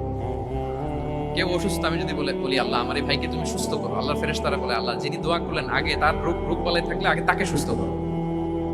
এই যে দোয়ার এটিকেটস, আদাব দোয়া, এটা সে জানতো না। সে দোয়া করতেছে আল্লাহুম্মা আরহামনি ওয়ারহাম মুহাম্মাদা ওয়ালা তারহাম মা'ানা আহাদা, শুধু আমারে রহম করো, মুহাম্মদ সাল্লাল্লাহু আলাইহি ওয়াসাল্লাম রহম আর কাউরে না। তো রাসূল সাল্লাল্লাহু আলাইহি ওয়াসাল্লাম দূর থেকে দেখতেছেন এই দোয়া আর বলতেছেন যে হায় রে, একটা প্রশস্ত জিনিসকে সে সংকীর্ণ বানায় ফেললো। আল্লাহর কাছে কি রহমের কোনো কমতি বা ঘাটতি আছে? নাই। সে তো দোয়াতে সবাইকে ইনক্লুড করতে পারত। তো রাহমাতুল লিল আলামিন আল্লাহর হাবিব সাল্লাল্লাহু আলাইহি ওয়াসাল্লাম তিনি বুঝতে পেরেছেন যে এই লোকটা আসলে বেদুইন, তার মধ্যে ওই কার্টিসি নাই। তো তিনি ফলো করতে লাগলেন যে দেখি লোকটা কি করে। তো লোকটা দোয়া টোয়া করেই এবার যে মসজিদের কর্নারে বসে ওখানেই পেশাব করা শুরু করলো। মানে কোনো কার্টিসি, নিয়ম, ভদ্রতা তার জানা নাই। তো তাকে পেশাব করতে দেখে বাকি লোকেরা তো তাকে ধরতে গেল, মারতে গেল। রাসূল সাল্লাল্লাহু আলাইহি ওয়াসাল্লাম বললেন দাউ, রাখো, আরে থামো, ওকে কাজ সারতে দাও, ওকে ওর কাজ সারতে দাও। কারণ আপনারা এটা ভালো জানেন যে ওয়াশরুম সারা অবস্থায় যদি কেউ বাইরে থেকে জোরে ডাক দেয় তাহলে অবস্থা খারাপ আছে, ঠিক কিনা বলেন? কেউ টয়লেট সারতেছে ওয়াশরুমে, তখন যদি আপনি জোরে নক করেন এটা তার ক্ষতি হয়, কারণ আগে তাকে ওইটা পাস করতে হবে স্মুথলি। এটাও একটা এটিকেট যে কেউ ওয়াশরুমে গেল, আমাকেও যেতে হবে, তো আমি যে বারবার ডিস্টার্ব না করে ওখানে একটু পায়চারা করতে পারি, একটু হালকা মৃদু শব্দে কাশে দিতে পারি, আমি যে বাইরে আছি, সামওয়ান ইজ ওয়েটিং আউটসাইড, এটা তাকে বোঝাতে পারি। কিন্তু অনেকে যে কি করে, ধাম ধাম করার যখন শুরু করে ওই বেচারার তো অবস্থা টাইট। এটা যেন আমরা না করি, এই শিক্ষাটা কিন্তু এই হাদিস থেকে পাই। রাসূল সাল্লাল্লাহু আলাইহি ওয়াসাল্লাম বললেন দাউ দাউ, রাখো রাখো, আরে ছাড়ো ছাড়ো, ও তো এখন ইয়ে করতেছে, ইউরিন পাস করতেছে, রাখো ওটাও সারুক, আগে সারুক, আমরা পরে ডিল করি। তো সবাইকে তিনি থামালেন, ও সারলো। এবার রাসূল সাল্লাল্লাহু আলাইহি ওয়াসাল্লাম বললেন, এবার তোমরা যে ওয়াহারিকু আলা বাউলিহি সাজলান মিন মা, যেহেতু মসজিদে নববীর ফ্লোর ছিল বালুর ফ্লোর, শুকিয়ে যাবে, বললেন যে ওর পেশাব করা জায়গার উপর এক বালতি পানি ঢেলে দাও। সাহাবারা দিল। আর এই বেদুইন লোককে রাসূল সাল্লাল্লাহু আলাইহি ওয়াসাল্লাম কাছে টেনে নিলেন, যে তাকে খুব ভালোবাসা দিয়ে বললেন, কি অবস্থা তোমার, কোথা থেকে আসছো, সব খোঁজ খবর নিয়ে বললেন যে তুমি যে এখানে নামাজ পড়লা, এরপরে আবার এই কাজটা সারলা, তুমি কি জানো এখানে আল্লাহর জিকির করা হয়, এটা আমাদের ইবাদতগাহ, এখানে আমরা রবের জিকির করি, তার কাছে ফরিয়াদ করি, সবাই মিলে, এই কমিউনিটির সবাই এখানে আসে, এই কমিউনিটির, মদিনার কমিউনিটির সবাই মিলে, নারী পুরুষ নির্বিশেষে আমরা এসে এখানে আল্লাহর কাছে ফরিয়াদ করি, দোয়া করি, ইবাদত করি, কোরআন তেলাওয়াত করি, এটা আমাদের ইবাদতগাহ। এইখানে কি এমন কাজটা করা তোমার ঠিক হলো? সে তো লজ্জায় কাচুমাচু হয়ে রাসূল সাল্লাল্লাহু আলাইহি ওয়াসাল্লামের কাছে ক্ষমা চেয়েছে। সুবহানাল্লাহ। একটা কঠিন পরিস্থিতিকে ভালোবাসা দিয়ে রাসূল সাল্লাল্লাহু আলাইহি ওয়াসাল্লাম কোথায় নিয়ে যেতেন, এটাকে পুরো হিস্ট্রি পাল্টে দিতেন, সিনারিও পাল্টে দিতেন। সাহাবারা অবাক হলো, তারাও শিখলো যে না, এরকম করা যাবে না। তখন তাকে এইভাবে ডিল করলেন। আর সাহাবারা যারা রাগারাগি করেছিল, সাহাবীদেরকে রাসূল সাল্লাল্লাহু আলাইহি ওয়াসাল্লাম বললেন, ফাইন্নামা বুইসতুম মুয়াসসিরিন ওয়া লাম তুবআসু মুআসসিরিন, মনে রাখো তোমরা সহজপন্থী হয়ে প্রেরিত হয়েছো, তোমরা কঠিন কট্টরপন্থী হয়ে, জটিলপন্থী হয়ে প্রেরিত হও নাই। তোমরা কোনো কাজকে জটিল ভাবে সমাধানের দিকে যেও না, সহজ করে সলভ করো। সুবহানাল্লাহ, সুবহানাল্লাহ। তাহলে দেখেন, ভালোবাসা দিয়ে রাসূল সাল্লাল্লাহু আলাইহি ওয়াসাল্লাম ওই বেদুইনকে যেভাবে আদব শিক্ষা দিলেন, তার হৃদয় জয় করলেন, কঠোরতা দিয়ে পারা যেত? বলেন তো পারা যেত? পারা যেত না। তো 6 নাম্বার দাওয়া মেথোডোলজি হচ্ছে দাওয়া should be full of love, full of well wishes. আপনি শুভকামনা, ভালোবাসা, এটা দিয়ে আপনি মানুষের হৃদয়ে যতটুকু জায়গা পাবেন, কঠোরতা দিয়ে পাবেন না। আরেকটা ছোট্ট উদাহরণ দিই। সুমামা ইবনে উসাল রাদিয়াল্লাহু তাআলা আনহু, উনি ইয়ামামার অধিপতি ছিলেন, অধিপতি। রাসূল সাল্লাল্লাহু আলাইহি ওয়াসাল্লামকে হত্যা করতে এসেছিলেন গোপনে। কি করতে? হত্যা করতে। কি করতে বলেন সবাই? হত্যা করার জন্য এসেছিলেন। কিন্তু দুর্ভাগ্যক্রমে হত্যা করতে এসে সে ধরা পড়ে গেছে সাহাবীদের হাতে, হত্যা করতে পারে নাই সুমামা ইবনে উসাল। তো সাহাবীরা তাকে ধরে মসজিদে নববীর পিলারের সাথে বেঁধে রাখলো, বেঁধে রাসূল সাল্লাল্লাহু আলাইহি ওয়াসাল্লামকে ডাকে। তারা বলল যে ইয়া রাসূলুল্লাহ, দেখেন ইয়ামামা থেকে আসছে সুমামা ইবনে উসাল আপনাকে হত্যা করবার জন্য, তাকে আমরা ধরে ফেলেছি, আমরা বেঁধে রেখেছি। রাসূল সাল্লাল্লাহু আলাইহি ওয়াসাল্লাম তার কাছে যে তার খোঁজ খবর নিলেন প্রথম দিন, এবং তার সামনে যথারীতি তাওহীদ এবং রিসালার দাওয়াত দিলেন। ফিরে আসলেন, ফিরে এসে সাহাবাদেরকে বললেন, তোমাদের ঘরে ভালো রুটি আছে কার কাছে, রুটির কালেকশন, আটা পিষে রুটি বানাতে পারবে। একজন বলল আমি, বললো যে এটা সুমামাকে দিয়ে আসো, তো দিয়ে আসলো। আরেকজন বললো ভালো তাজা খেজুর আছে কার কাছে, এক সাহাবী বললেন আমার কাছে। রাসূল সাল্লাল্লাহু আলাইহি ওয়াসাল্লাম বললেন যাও, এটা সুমামাকে দিয়ে আসো, দিয়ে আসলেন।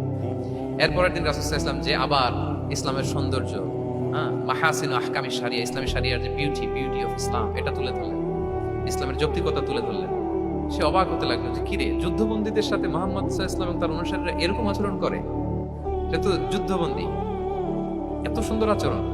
তাকে আবার ইসলামের সুশীতল বাণীগুলোর প্রতি আহ্বান করে রাসূল ইসলাম বাড়িতে এসে এবার নিজের যে উট আছে, উটকে যে পালে, সে রাখালকে বললো তুমি উটের দুধ দহন করে তাকে কিছু দুধ দিয়ে আসবে। সুবহানাল্লাহ। আসছিল রাসূল সাল্লাল্লাহু আলাইহি ওয়াসাল্লামকে কি করতে? হত্যা করতে।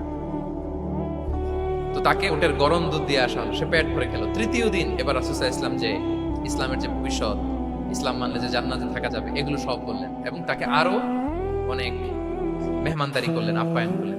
3 দিন যখন রাসূল সাল্লাল্লাহু আলাইহি ওয়াসাল্লাম ইসলামকে তার সামনে এভাবে প্রেজেন্ট করলেন, আপ্যায়ন করলেন, ভালো আচরণ দেখালেন, সে অবাক হয়ে গেল।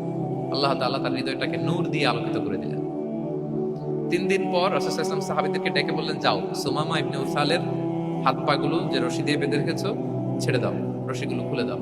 সাহাবারা বলেন কি ইয়া রাসূলুল্লাহ, সে তো খুনি, সে সুযোগ পেলেই তো অ্যাসাসিনেট করতো, তার হাতের রশি খুলে দিতে আপনাকে মেরে ফেলবে। আল্লাহ রাসূল সাল্লাল্লাহু আলাইহি ওয়াসাল্লাম বললেন, না, আমি যা জানি তোমরা সেটা জানো না, যেটা বলেছি তাই করো। মসজিদে নববীর পিলারের সাথে তাকে যে বেঁধে রেখেছো, রশি খুলে দাও, হাত পা খুলে দাও। আল্লাহর হাবিব সাল্লাল্লাহু আলাইহি ওয়াসাল্লামের নির্দেশ মোতাবেক সাহাবারা ওনার হাত খুলে দিলেন, পা খুলে দিলেন। সুমামা ইবনে উসাল কারোর সাথে কথা না বলে, তার বাড়ি তো ইয়ামামা, সেখানেও ফিরে গেলেন না, অন্য কোনো শহরেও গেলেন না। তিনি মদিনা থেকে অনতি দূরে একটা খেজুরের বাগান আছে, ওখানে কুয়া আছে, উনি যে ওই কুয়ার পানি দিয়ে গোসল করলেন। গোসল করে পবিত্র হয়ে মসজিদে নববীতে রাসূল সাল্লাল্লাহু আলাইহি ওয়াসাল্লামের কাছে ফিরে আসলেন, আর এসেই ঘোষণা দিলেন, আশহাদু আল্লা ইলাহা ইল্লাল্লাহ ওয়া আশহাদু আন্না মুহাম্মাদার রাসূলুল্লাহ। সুবহানাল্লাহ, সুবহানাল্লাহ। তিনি বললেন যে আমি সাক্ষ্য দিচ্ছি আল্লাহ ছাড়া কোনো ইলাহ নেই, আরো সাক্ষ্য দিচ্ছি যে মুহাম্মদ আপনি আল্লাহর প্রেরিত বান্দা এবং রাসূল।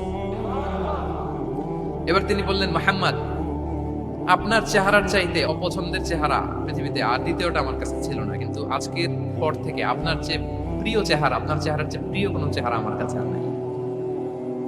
ইসলামের চেয়ে অপছন্দনীয় ধর্ম আমার কাছে আর ছিল না, কিন্তু আজ থেকে ইসলামের চেয়ে পছন্দনীয় কোনো ধর্ম আমার কাছে নাই। মদিনার চেয়ে অপছন্দের শহর আমার কাছে ছিল না, আজ থেকে মদিনার চেয়ে কোনো প্রিয় শহর আমার কাছে নাই। উনি গমের বড় ডিলার ছিলেন, গম ব্যবসা করতেন। উনার থেকে গম নিয়ে মক্কায় মুশরিকরা চলতো। তিনি ঘোষণা দিলেন, আজকে থেকে আমার এলাকার কোনো গম মক্কায় যাবে না। এবার মক্কাবাসী পড়ছে বিপদে, গম ছাড়া তো তারা খেতেও পারবে না। তারা আল্লাহর হাবিব সাল্লাল্লাহু আলাইহি ওয়াসাল্লামের কাছে চিঠি লিখে পাঠালেন যে, মুহাম্মদ তোমার এই যে নতুন অনুসারী, সে যদি গম না দেয় আমাদের তো অবস্থা খারাপ, তুমি দয়া করে গমের সাপ্লাই আবার যাতে সে চালু করে তুমি একটু বলে দাও। আল্লাহর হাবিব সাল্লাল্লাহু আলাইহি ওয়াসাল্লাম আবার সুমামা ইবনে উসালকে বলে দিলেন, আবার সে সাপ্লাই চালু করবে। সুবহানাল্লাহ। এবং তিনি প্রথম তালবিয়া পাঠ করে উমরা করেছিলেন। তাহলে দেখেন, আসলো খুনি হয়ে, আসলো কি হয়ে? খুনি হয়ে, আর ফিরে গেল নবী প্রেমিক হয়ে। সুবহানাল্লাহ। এটা কিভাবে সম্ভব হয়েছে? রাসূল সাল্লাল্লাহু আলাইহি ওয়াসাল্লামের উদারতা, ভালোবাসা। তাহলে আপনি যদি দাওয়ার কথা বলেন আমাকে, দাওয়া should be full of love. কারণ ভালোবাসা দিয়ে যা জয় করা যায়, কঠোরতা দিয়ে সেটা পারা যায়। 7 নাম্বার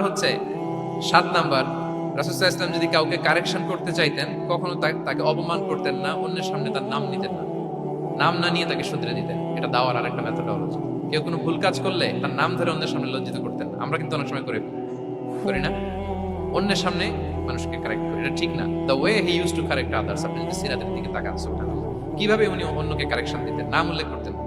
আমরা এটা অনেক ভুল করি। আমি এই জন্য খুব দুঃখিত এবং লজ্জিত। আমাদের দাওয়া অঙ্গনে আপনি ইউটিউব খুললে দেখবেন যে অনেক দায়ীরা, এক দায়ী আরেক দায়ীকে তুচ্ছতাচ্ছিল্য করছে, তার নাম নিয়ে তাকে ছোট করা, তাকে খারিজ করা, তাকে নাকচ করা, সে জাহান্নামী, সে কাফের, সব ইসলামের ঠিকাদারি উনি একা নিজে নিয়ে বসে আছে, বাকি যা আছে সব খারিজ। এইটা রাসূল সাল্লাল্লাহু আলাইহি ওয়াসাল্লামের দাওয়ার সাথে যায় না।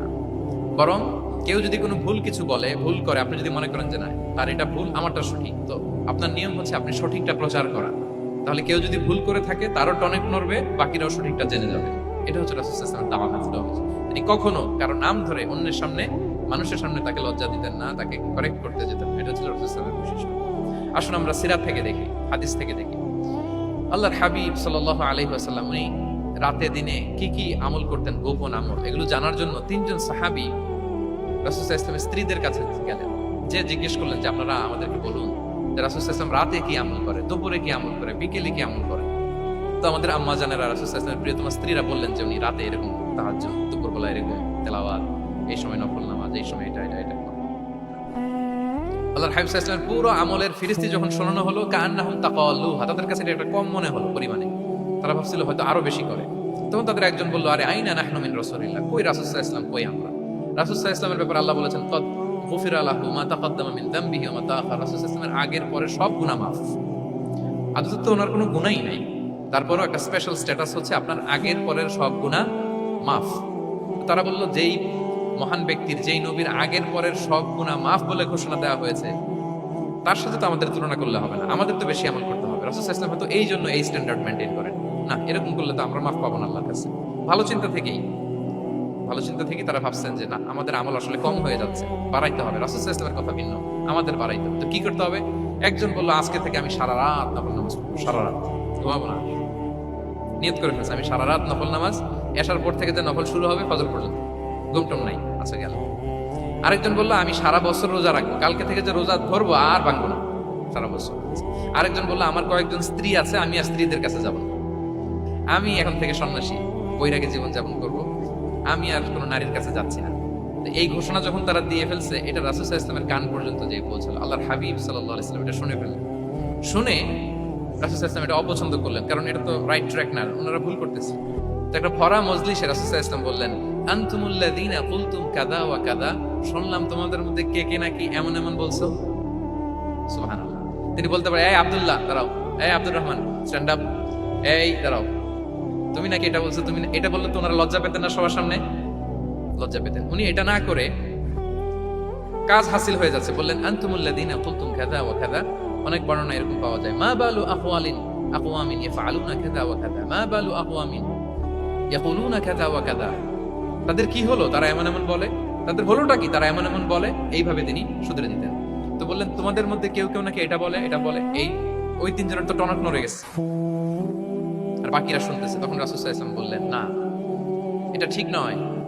আমি তোমাদের মধ্যে থেকে সবচেয়ে বেশি মুত্তাকি, সবচেয়ে বেশি বুজুর্গ। ওয়াল্লাহি ইন্নী লা আখশাকুম লিল্লাহি ওয়া আতকাকুম লাহু। আমি তোমাদের মধ্যে থেকে আল্লাহকে সবচেয়ে বেশি ভয় পাই। বলেন তো রাসূল সাল্লাল্লাহু আলাইহি ওয়াসাল্লামের চেয়ে বেশি আল্লাহকে ভয় পাওয়া কারো পক্ষে সম্ভব? আল্লাহর হাবিব সাল্লাল্লাহু আলাইহি ওয়াসাল্লামের চেয়ে বেশি মুত্তাকি হওয়া কারো পক্ষে সম্ভব?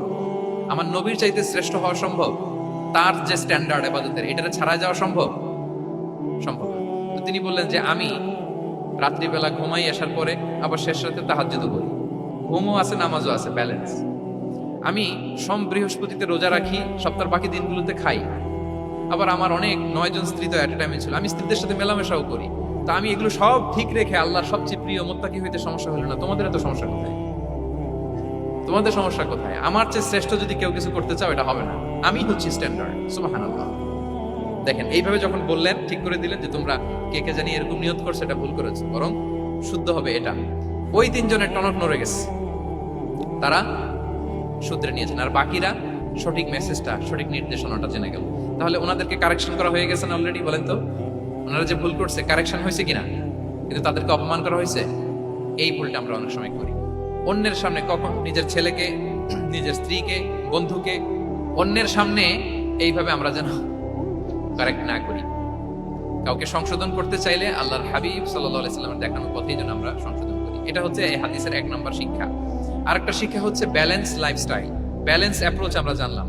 অনেকে মনে করে, আমার পরিচিত কয়েকজন লোক আছে, আমি বলছি তারা থামাইছে কিনা জানি না, আমার কাছে এসে শোনাইতেছে, হুজুর আমি সারা বছর রোজা রাখি।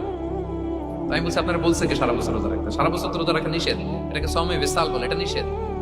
বরং সবচেয়ে বেশি যদি কেউ রাখতে চায়, রাসূল সাল্লাল্লাহু আলাইহি ওয়াসাল্লাম বলছে, তাহলে সওমুল্লাহি দাউদ, সিয়ামু দাউদ, দাউদ আলাইহিস সালামের রোজা। এর চেয়ে বেশি না। একদিন রাখবা, আরেকদিন ভাঙবা, একদিন রাখবা, আজকে রোজা রাখলে কালকে খাবেন, কালকে রাখবেন, এরপরের দিন রাখবেন, এরপরের দিন ভাঙবেন।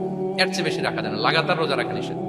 লাগাতার 6 মাস, 5 মাস, সারা বছর অনেকে রোজা রাখে, এটা না জানার কারণে। তাহলে এই যে ইসলামের যে ব্যালেন্স লাইফস্টাইল, এটা আমরা জানলাম। কাউকে কিভাবে শুধরে দিতে হবে, কারেক্ট করতে হবে, কারেকশনের ওয়ে, এটা আমরা জানলাম। আরেকটা হচ্ছে ইসলাম যে the combination of material and spiritual life, এইটার একটা তথ্য আমরা জানলাম যে আপনার এই দুনিয়াও লাগবে, আপনার আখিরাতও লাগবে। আপনি সব ছেড়ে দিয়ে শুধু আল্লাহর রাস্তায় চলে গেলে ওইটা ইসলাম শেখায় নাই। ইসলাম যে আমাদেরকে ফরিয়াদ শেখায়, প্রার্থনা শেখায়, রব্বানা আতিনা ফিদ দুনিয়া হাসানা ওয়া ফিল আখিরাতি হাসানা ওয়া কিনা আযাবান নার। হে আল্লাহ, আপনি দুনিয়াতেও হাসানা দেন, আখিরাতেও হাসানা দেন। আগে চাইছি কোনটা, আখিরাত না দুনিয়া? রব্বানা আতিনা ফিল আখিরাতি হাসানা ওয়া ফিদ দুনিয়া হাসানা, এরকম নাকি রব্বানা ফিদ দুনিয়া হাসানা? দেখেন, দুনিয়াটা আগে, দুনিয়াটা আগে। সো ব্যালেন্স, এই ভারসাম্য রাখাটা, আমি আলোচনা শুরুই তো করেছি ওয়াসাতিয়া, মানে ভারসাম্যপূর্ণ। ইসলামের নেচারটা হচ্ছে ব্যালেন্সড অ্যাপ্রোচ। এটা আমরা এই হাদিস থেকে শিখতে পারি। আমাদের অনেকেরই এটাতে ঘাটতি আছে, অনেক জ্ঞানী, অনেক স্কলার, অনেক তার কিছু, কিন্তু তার মধ্যে ভারসাম্য এবং পরিমিতি বোধ নাই। পরিমিতি বোধ, ভারসাম্য, ব্যালেন্স লাইফস্টাইল, এটা অনেকে অ্যাডপ্ট করতে পারে না। এটা বছরের পর বছর সাধনা করতে হয়, অ্যাডপ্ট করে নিতে হয় নিজের সাথে। তাহলে 7 নাম্বার হচ্ছে, কাউকে শুধরে দিতে চাইলে আপনি কিভাবে শুধরে দিবেন, এটা আমরা জানলাম। তাকে সবার সামনে লজ্জা দিয়ে শুধরে দেওয়া যাবে? তাহলে কৌশলে তাকে শুধরে দিতে হবে। পারা যাবে তো ইনশাআল্লাহ? 8 নাম্বার হচ্ছে, এটা দায়ীদের জন্য অনেক বড় রিমাইন্ডার। সেটা হচ্ছে, আমরা যে দাওয়া দেই, এটা খেয়াল রাখতে হবে। আমি যা বলি ওটা সবার আগে অ্যাপ্লাই করতে হবে নিজের মধ্যে। আমরা অনেক সময় এটা করে ফেলি যে ভালো একটা হাদিস শুনলে, কোরআনের আয়াত শুনলে, একটা কিছু শুনলে মনে করি যে এগুলো এই সবার জন্য, মানে এটা বাদ, এখান থেকে শুরু, লাইনটা এখান থেকে শুরু, এইখান থেকে যারা আছে এই সবাই এগুলো পালন করবে, আমি এটার বাইরে। দেখুন, যার সাথেই কথা বলেন তার কোনো সমস্যা, তার দোষ, তার কিভাবে সেলফ ডেভেলপমেন্ট, আত্মোন্নয়ন, আত্মশুদ্ধি, শুদ্ধাচার, এগুলো নিয়ে কথা নেই। খালি বলি যে কি সমস্যা রে ভাই সমাজে, জানেন শেষ হয়ে গেল দেশটা।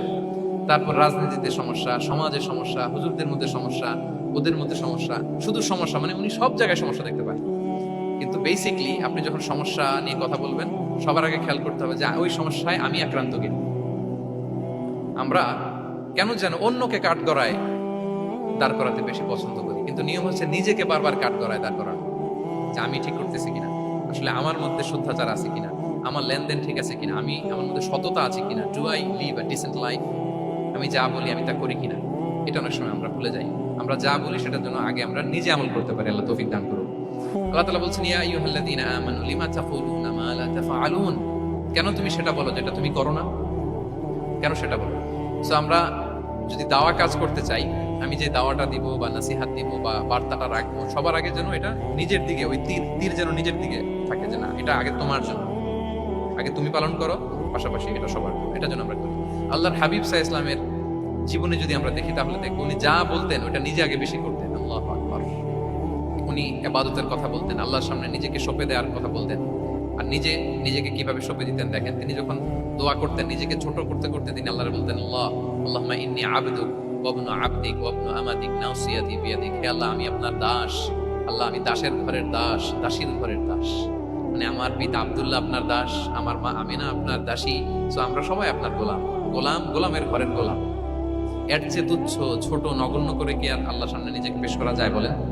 এরপর তিনি বলতেন, নাসিয়াতি বিয়াদিক, আল্লাহ আমার মাথার চুলের ঝুঁটি আপনার হাতের মুঠোয়। মাথার চুলের ঝুঁটি হাতের মুঠোয় মানে কি? আপনি ডানে টান দিলে আমি ডানে যেতে বাধ্য, আপনি বাঁয়ে টান দিলে মানে আমার আর কিছু নেই, আল্লাহ সব সঁপে দিলাম আপনার কাছে। কিভাবে নিজেকে তিনি সঁপে দিতেন?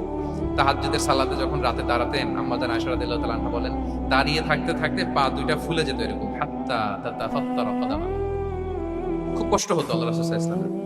আম্মা জান আয়েশা বলতেন, ইয়া রাসূলুল্লাহ ক্বাদ গুফিরা লাকা মা তাকাদ্দামা মিন যামবিকা ওয়া মা তাআখার। আল্লাহ তো বলেছেন আপনার সব গুনাহ মাফ, গুনাই তো নাই, তাও ঘোষণা সব গুনাহ মাফ। এত কষ্ট নিজের দেহের উপর নিজে কেন দেন?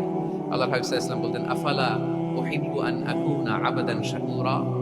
হে আয়েশা, এটা ঠিক আল্লাহ আমাকে মর্যাদা দিয়েছেন, কিন্তু আমি কি শুকরগুজার বান্দা হতে চাইবো না? আল্লাহর নেয়ামতে যে আমি ভেসে বেড়াই, আল্লাহর নেয়ামতে যে আমি বেঁচে আছি, আল্লাহর অনুগ্রহের কারণে যে আমার এত সম্মান, সে আল্লাহর প্রতি আমি কি নিজেকে পেশ করবো না? আফালা উহিব্বু আন আকুনা আবদান শাকুরা। আমি কি শুকরগুজার হব না? আমার রোলটা তো আমাকে প্লে করতে হবে, আমাকে তো উজাড় করে আমার রবের সামনে আমাকে উপস্থাপন করতে হবে। দেখেন, শুধু বলতেন না, করে দেখাতেন। রাতের সালাতে যখন কিয়ামুল লাইল করতেন, কাঁদতে কাঁদতে দাড়ি ভিজে যেত, কাঁদতে কাঁদতে হাত্তা বাল্লাল আরদা হাত্তা বাল্লা লিহিয়াতাহু হাত্তা বাল্লা হাজরাহু, কাঁদতে কাঁদতে জুব্বা ভিজে যেত। সিজদায় পড়ে যখন থাকতেন, কাঁদতে কাঁদতে জমিন ভিজিয়ে ফেলতেন আল্লাহর হাবিব সাল্লাল্লাহু আলাইহি ওয়াসাল্লাম। এভাবে নিজেকে আল্লাহ তাআলার সামনে পেশ করতেন। সো আমরা যারা দাওয়া অঙ্গনে কাজ করি, এটা খুব পিচ্ছিল পথ, এটা খুবই পিচ্ছিল। আমাদের খেয়াল রাখতে হবে যে আমি যা বলি এটা আমি করি কিনা। এটা দায়ীদের জন্য চ্যালেঞ্জিং।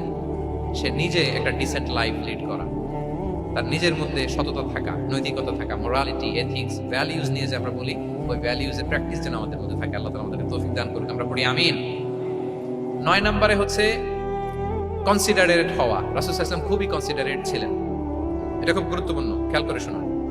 কনসিডারেট মানে খুব উচ্চ বিবেকবোধ সম্পন্ন ব্যক্তিত্ব, খুব বিবেকবোধ সম্পন্ন। আমাদের অনেকের মধ্যে এটা, আমাদের অনেকের সেন্স কাজ করে না। আল্লাহর হাবিব সাল্লাল্লাহু আলাইহি ওয়াসাল্লাম, he was a man of 6 senses. 6টা সেন্স ওনার কাজ করতো। সুবহানাল্লাহ। কথা বলতেছেন, ওদিকে কি হচ্ছে, ওদিকে সব একসাথে একটা গ্ল্যান্সে তিনি মেইনটেইন করতেন। সুবহানাল্লাহ। তো এই উচ্চ বিবেকবোধ সম্পন্ন হইতে হবে দায়ীদের। রাসূল সাল্লাল্লাহু আলাইহি ওয়াসাল্লাম নামাজ পড়াচ্ছেন, পিছনে বাচ্চার কান্নার আওয়াজ, নামাজ ছোট করে দিয়েছেন, একেবারে ছোট, শর্ট করে সিজদা, রুকু, মানে যতটুকু না হলেই না, অতটুকু করে নামাজ শেষ। জিজ্ঞেস করা হলো কেন? বললেন যে আমি দেখলাম একটা ছোট বাচ্চা কাঁদছে, এই বাচ্চার মায়ের বোধহয় খুব কষ্ট হয়ে যাচ্ছে পেছনে, বাচ্চাটাকে সামলাতে মহিলাদের প্রেয়ার হলে মাটার বোধহয় খুব কষ্ট হচ্ছে, এজন্য আমি নামাজটা একটু শর্ট করে দিয়েছি। সুবহানাল্লাহ। আমরা নামাজে দাঁড়ালে দিন দুনিয়ার হুঁশ নেই, কি হচ্ছে না হচ্ছে না, আপনার সব খেয়াল রাখতে হবে। কি হচ্ছে, you are a leader, you are a দাঈ, আপনাকে এটা খেয়াল রাখতে হবে। রাসূল সাল্লাল্লাহু আলাইহি ওয়াসাল্লাম উচ্চ বিবেকবোধ সম্পন্ন লোক ছিলেন। মুআয ইবনে জাবালকে এক জায়গার মদিনার পাশেই ইমাম করে পাঠালেন, ইমাম। তো ওই এলাকার মুসল্লিরা ছিলেন শ্রমজীবী। কি জীবী? শ্রমজীবী। ওনারা উট দিয়ে পানি নিয়ে খেজুর গাছে পানি সেচ দিত, তারা খুব কষ্ট করে সারাদিন। তো উনি মাগরিবের নামাজে একদিন নামাজ শুরু করলেন, আল্লাহু আকবার বলে সূরা ফাতিহার পরে উনি সূরা বাকারা শুরু করলেন। কোন সূরা? কোরআনের সবচেয়ে ছোট সূরা নাকি? হ্যাঁ, আয়াত কত? সবচাইতে বড় সূরা। তো উনি হয়তো একটা খুব মানে চিল মুডে আছেন, একটা খুব ভালো মুডে আছেন, ইবাদতের একটা মুডে আছেন। ওনার আবেগ থেকে উনি হয়তো সূরা বাকারা শুরু করে দিয়েছেন, তেলাওয়াত করে করে মজা পাচ্ছেন, করতেছেন। কিন্তু পিছনে মুসল্লিরা হচ্ছে শ্রমজীবী, সারাদিন খেতে খামারে খেজুর বাগানে কাজ করে ওনারা নামাজ পড়তেছেন। একদল তো নামাজ ছেড়ে দিয়ে নিজেরা নামাজ পড়ে আল্লাহর হাবিব সাল্লাল্লাহু আলাইহি ওয়াসাল্লামের কাছে যে বিচার দিলেন, যে রাসূলুল্লাহ দেখেন এমন একজনকে ইমাম হিসেবে পাঠালেন, উনি মাগরিবের নামাজ শুরু করছে সূরা বাকারা দিয়ে। আমরা হচ্ছে শ্রমজীবী মানুষ, আমরা কি পারি এত সময় দাঁড়িয়ে থাকতে? রাসূল সাল্লাল্লাহু আলাইহি ওয়াসাল্লাম খুব রেগে গেলেন, খুব। মুআয ইবনে জাবাল রাদিয়াল্লাহু তাআলা আনহুকে ডেকে পাঠালেন। ডেকে কি শব্দ ইউজ করছে জানেন? উনি বললেন, আফাত্তানুন আনতা ইয়া মুআয। ফাত্তান মানে ফিতনাবাজ। হে মুআয, তুমি কি সমাজে ফিতনা ছড়াচ্ছ? তোমাকে পাঠালাম সেখানকার ইউনিটি ধরে রাখতে, ইমাম হয়ে নামাজ পড়াবা, তালিম দিবা। আফাতান আনতা ইয়া মুআয, তুমি ফিতনা ছড়াচ্ছ। তুমি কেন সাব্বিহ ইসমা রাব্বিকাল আলা তোমার মুখস্থ নাই? ওয়াশ শামসি ওয়া দুহাহা মুখস্থ নাই? হাদিসে দুইটা সূরার কথা, যে এই সাইজের সূরাগুলো পারো না, এগুলো দিয়ে নামাজ পড়াও যাতে ওদের কষ্ট না হয়। ওরা তো শ্রমজীবী সাহাবী, ওদের দিকে তো তোমার খেয়াল রাখতে হবে, কনসিডারেট হতে হবে। সুবহানাল্লাহ। দেখেন রাসূল সাল্লাল্লাহু আলাইহি ওয়াসাল্লাম ইমামকে এনে শাসন করলেন, বুঝিয়ে বললেন যে না, তোমাকে ছোট ছোট সূরায় নামাজ পড়াতে হবে যাতে করে কষ্ট না হয়। এবং রাসূল সাল্লাল্লাহু আলাইহি ওয়াসাল্লাম কাউকে কোনো দায়িত্ব দিয়ে কাজে পাঠালে ওনার বিখ্যাত একটা বাণী তিনি বলে দিতেন। আমার ভেরিফাইড যে ফেসবুক পেজের কভার ফটোতে দেখবেন এই হাদিসটা দেয়া, সেটা হচ্ছে তিনি কাউকে কোনো দায়িত্ব দিয়ে পাঠালে তিনি বলতেন বাশশিরু ওয়ালা তুনাফফিরু ইয়াসসিরু ওয়ালা তুআসসিরু, মানে তোমরা মানুষকে সুসংবাদ দিও, মানুষকে দিন থেকে ভাগিও না, দিনকে সহজ করে উপস্থাপন করো, দিনকে জটিল করে মানুষের সামনে উপস্থাপন করো। আমরা এটা ভুল করি, এত কঠিন ভাবে উপস্থাপন করি, ভাবে যে কঠিন করে উপস্থাপন করতে পারলেই বোধহয় ওনার ক্রেডিট। এরকম একটা মানসিকতা অনেকের আছে। কোন মুফতি যদি এমন কোন ফতোয়া দেয় যেটা সমাজের অধিকাংশ মুসলিম চেষ্টা করেও মানতে পারতেছে না, কঠিন হয়ে যাচ্ছে, তার মানে something is missing in the ফতোয়া, something is missing in the legal opinion, and the মুফতি should revise the issue again and again. তাকে আরো মুফতিদের সাথে রিভাইজ করতে হবে, আরো কিভাবে জীবন ঘনিষ্ঠ করে মাসালাটা দেওয়া যায় তাকে এটা ভাবতে হবে। কারণ আল্লাহ দিনের মধ্যে জটিলতা রাখেননি, কাঠিন্যতা রাখেননি। আমরা দিনকে কঠিনভাবে মানুষের কাছে উপস্থাপন করি, মানুষকে ভয় দেখাই, আমরা হতাশ করি, দিন থেকে ভাগাই। রাসূল সাল্লাল্লাহু আলাইহি ওয়াসাল্লাম বলছেন খবরদার দিন থেকে ভাগিও না, সহজ করে মানুষের কাছে উপস্থাপন করো, দিনকে জটিল করে মানুষের কাছে উপস্থাপন করবে না। তো তাহলে কনসিডারেট ছিলেন রাসূল সাল্লাল্লাহু আলাইহি ওয়াসাল্লাম, খুব উচ্চ বিবেক সম্পন্ন ব্যক্তি ছিলেন। একবার মাগরিবের সালাতে অথবা এশার সালাতে হাদিসে এসেছে যে ইহদা সালাতাইল ইশা, মানে মাগরিব অথবা এশায় হাসান হুসাইন রাদিয়াল্লাহু তাআলা আনহুকে নিয়ে তিনি নামাজে গেলেন। নামাজের এক পর্যায়ে সিজদারত অবস্থায় ওনার নাতি হাসান রাদিয়াল্লাহু তাআলা আনহু ওনার কাঁধের উপরে চেপে বসলেন, দীর্ঘ সিজদা দিলেন। এরপর যখন নামাজ শেষ করলেন, সাহাবারা বললেন ইয়া রাসূলুল্লাহ, এত লম্বা সিজদা দিতে তো কখনো দেখি নাই, নামাজি কি অসুস্থ হয়ে গেলেন নাকি, অথবা নামাজ চলা অবস্থায় কি কোরআনের আয়াত নাজিল হলো নাকি? রাসূল সাল্লাল্লাহু আলাইহি ওয়াসাল্লাম বললেন কুল্লু যালিকা লাম ইয়াকুন, একটাও না, বরং ওয়ালাকিন নাবনি ইতাহালানি, আমার নাতি আমার কাঁধে উঠছিল। ফাকারিহতু আন উআজ্জিলাহু হাত্তা ইয়াকদিয়া হাজাতা, আমি সিজদায় উঠতে গেলেই তো ও যে খেলতেছে এটা ডিস্টার্ব হয়ে যাবে, সো ওর যতক্ষণ না ওর খেলা শেষ না হয় আমি একটু ওয়েট করতেছিলাম। তার খেলাধুলা শেষে তার সময় যখন হয়েছে নেমে গেছে, আমি তখন সিজদা থেকে মাথা উঠিয়েছি। কি কনসিডারেট ছিলেন দেখেন, কি উচ্চ বিবেক বোধ সম্পন্ন, অন্যের যাতে কষ্ট না হয়, অন্যের যে কোনো কনসার্ন, এগুলো সব দিনই খেয়াল রাখতেন। সো দাঈদের এরকম সিক্স সেন্সের অধিকারী হওয়ার চেষ্টা করতে হবে। আল্লাহ তাআলা আমাদেরকে তৌফিক দান করুন। কয়টা গেল? 9টা। আর একটা সর্বশেষ, এটা খুব গুরুত্বপূর্ণ, আপনাদের সাথে খুব রিলেভেন্ট। সেটা হচ্ছে প্রপার টাইমিং ফর দাওয়া। দাওয়ার জন্য টাইমিংটা খুব গুরুত্বপূর্ণ। প্রপার টাইমিং যদি দেন ওটা ক্লিক করবে, ওটা স্পার্ক করবে। আর যদি সময় মতো না হয় ওটা কাজ করবে না। প্রপার টাইমে প্রপার দাওয়াটা দিতে হয়, সঠিক সময়ের অপেক্ষা করা, যখন সেই সময়টা আসছে তখন দাওয়া দেওয়া। বুঝতে পেরেছেন না ব্যাপারটা? একটা ছোট্ট উদাহরণ দিই। এক ইহুদি কিশোর রাসূল সাল্লাল্লাহু আলাইহি ওয়াসাল্লামের খেদমত করতো। ইহুদি কিশোর, কোন ধর্মের কিশোর বলেন তো? ইহুদি কিশোর। প্রায় আসতো রাসূল সাল্লাল্লাহু আলাইহি ওয়াসাল্লামের কাছে, আসতো রাসূল সাল্লাল্লাহু আলাইহি ওয়াসাল্লামের সেবা করতো, কিন্তু তাকে কখনো রাসূল সাল্লাল্লাহু আলাইহি ওয়াসাল্লাম দিনের দাওয়াত দেননি। ছেলেটা ইহুদি, কিন্তু তার সামনে কখনো দিনের দাওয়াত তিনি দেন নাই। একদিন দেখে যে ওই ছেলে আসে না, লাগাতার এরকম কয়েকদিন যাবত ওই ছেলে আর আসে না। তখন রাসূল সাল্লাল্লাহু আলাইহি ওয়াসাল্লাম খোঁজ নিলেন যে কি হয়েছে। তখন রাসূল সাল্লাল্লাহু আলাইহি ওয়াসাল্লাম শুনতে পেলেন যে ছেলেটা অসুস্থ। ছেলেটা কি অসুস্থ? আল্লাহর হাবিব সাল্লাল্লাহু আলাইহি ওয়াসাল্লাম তার বাসায় গেলেন, যে দেখলেন যে ইহুদি ছেলেটা বিছানায় পড়ে কাতরাচ্ছে, পাশে ছেলেটার বাবা। রাসূল সাল্লাল্লাহু আলাইহি ওয়াসাল্লাম তার মাথায় হাত বুলিয়ে দিলেন, তার খোঁজ খবর নিলেন। এবার রাসূল সাল্লাল্লাহু আলাইহি ওয়াসাল্লাম বললেন আসলিম, মানে ইসলাম ধর্ম গ্রহণ করো। ফানাযারা ইলা ওয়াজহি আবি, ইহুদি ছেলেটা তার বাবার চেহারার দিকে তাকালো, দেখে আব্বা কি বলে। বাবা যেহেতু দাঁড়ায় আছে, ফানাযারা ইলা ওয়াজহি আবি, বাবার চেহারার দিকে মুমূর্ষু ছেলেটা বাবার চেহারার দিকে তাকালো। তো বাবা বলল আতি আবুল কাসিম, মানে আবুল কাসিম যা বলে তাই শোনো। রাসূল সাল্লাল্লাহু আলাইহি ওয়াসাল্লামের বড় ছেলের নাম ছিল কাসিম, ফলে ওনাকে আবুল কাসিম বলে মদিনাতে ডাকা হতো। আমাদেরও তো বড় ছেলে বা বড় মেয়ের নাম ধরে ডাকে না? ধরেন যে আপনার বড় ছেলের নাম আব্দুল্লাহ, তো আপনারা বলে আব্দুল্লাহর বাবা। রাসূল সাল্লাল্লাহু আলাইহি ওয়াসাল্লামকে মদিনায় বলা হতো কাসিমের বাবা। তো ছেলেটা যখন বাবার চেহারার দিকে তাকালো, বাবা বলল আতি আবুল কাসিম, তুমি আবুল কাসিমের অনুসরণ করো, যা বলে তাই শোনো। ছেলেটা তখন পড়তে আরম্ভ করলো আশহাদু আল্লা ইলাহা ইল্লাল্লাহ ওয়া আশহাদু আন্না মুহাম্মাদুর রাসূলুল্লাহ, মানে মুসলিম হয়ে গেল। রাসূল সাল্লাল্লাহু আলাইহি ওয়াসাল্লাম ইহুদিদের ঘর থেকে বের হয়ে আসলেন আর বললেন আলহামদুলিল্লাহিল্লাযী আনকাযাহু মিনান নার। বুখারীর বর্ণনা। প্রশংসা সেই আল্লাহর যে আল্লাহ এই ছেলেটিকে জাহান্নাম থেকে মুক্তি দিয়ে জান্নাতি বানিয়ে নিল। দেখেন রাসূল সাল্লাল্লাহু আলাইহি ওয়াসাল্লাম একটা প্রপার টাইমিং এর অপেক্ষা করতেছিলেন। এতদিন রাসূল সাল্লাল্লাহু আলাইহি ওয়াসাল্লামের ঘরে যে ইহুদি কিশোর খেদমত করে, কাজ করে দিয়ে আসে, একদিনও দাওয়াত দেয় না। রাসূল সাল্লাল্লাহু আলাইহি ওয়াসাল্লাম একটা ভালো সময় খুঁজতেছিলেন। শুরুতেই যদি দাওয়াত দেয় ওই ছেলে আশাই বন্ধ করবে, ভাববে খাইছে, আমার তো ধর্মান্তরিত করতে চায়, ঠিক কিনা বলেন? যে আমার একটা ফেইথ আছে, সে তো আমার ফেইথ কেড়ে নিতে চায়, বা তার বাবাও ভয় পাবে। রাসূল সাল্লাল্লাহু আলাইহি ওয়াসাল্লাম যখন অনেকদিন তার সাথে মিশলেন, রাসূল সাল্লাল্লাহু আলাইহি ওয়াসাল্লামের ব্যক্তিত্ব, রাসূল সাল্লাল্লাহু আলাইহি ওয়াসাল্লামের কথাবার্তা, আচরণ, মানসিকতা সব দেখে যখন এই ইহুদি ছেলে, তার বাবা ইমপ্রেসড, এবং ছেলেটা শুয়ে আছে বিছানায় মুমূর্ষ, এই প্রপার একটা টাইমিং এর অপেক্ষায় রাসূল সাল্লাল্লাহু আলাইহি ওয়াসাল্লাম ছিলেন। যখনই সেই সময়টা এসেছে রাসূল সাল্লাল্লাহু আলাইহি ওয়াসাল্লাম দাওয়াত দিলেন, মুহূর্তের মধ্যে ক্লিক। আল্লাহু আকবার। এই প্রপার টাইমিং এর অপেক্ষা আমাদেরকে করতে হবে। এই সুযোগটা কিন্তু আপনাদের আছে। আমি শুরুতেই বলেছি যে ডক্টর যারা, তাদের কাছে মানুষ কখন আসে? সুদিনকালে না দুর্দিনকালে? বলেন, তার বিপদ এর চেয়ে বড় বিপদ নাই। ক্যান্সার নিয়ে আসছে, ডায়াবেটিস নিয়ে আসছে, অসুস্থ, অসহায়, মানে ভাবখানা এমন, আপনি ছাড়া তার আর কোনো গতি নেই, ঠিক কিনা বলেন? এই প্রপার টাইমে যখন আপনি মনে করবেন যে now it's high time to give দাওয়া, জাস্ট ডু ইট, যখন মনে করবেন যে না এখন একটা সুন্দর সময়, এখন বললে এটা কাজে দিবে, ওই সময়টাকে আপনি কাজে লাগান। তাহলে দাওয়া মেথোডোলজির সর্বশেষ পয়েন্ট হচ্ছে প্রপার টাইমিং ফর দাওয়া। যখন দাওয়া দিলে কাজে লাগবে ঠিক তখন দিতে হবে। কি পারা যাবে তো ইনশাআল্লাহ? আল্লাহ তাআলা আমাদের সবাইকে তৌফিক দান করুন। তাহলে প্রিয় ভাইয়েরা, আমি একটু রিভাইজ করি আপনাদের সাথে কি কি নিয়ে কথা বললাম। প্রথমে আমরা বলেছি যে আমাদের মধ্যমপন্থী হইতে হবে, বাড়াবাড়িও করা যাবে না, ছাড়াছাড়িও করা যাবে না, আমরা কোথায় থাকবো? মাঝামাঝি। এরপরে আমরা বললাম ওরাল দাওয়ার চেয়ে প্র্যাকটিক্যাল দাওয়া, লিভিং দায়ী হইতে পারলে ওটার ইফেক্ট অনেক বেশি।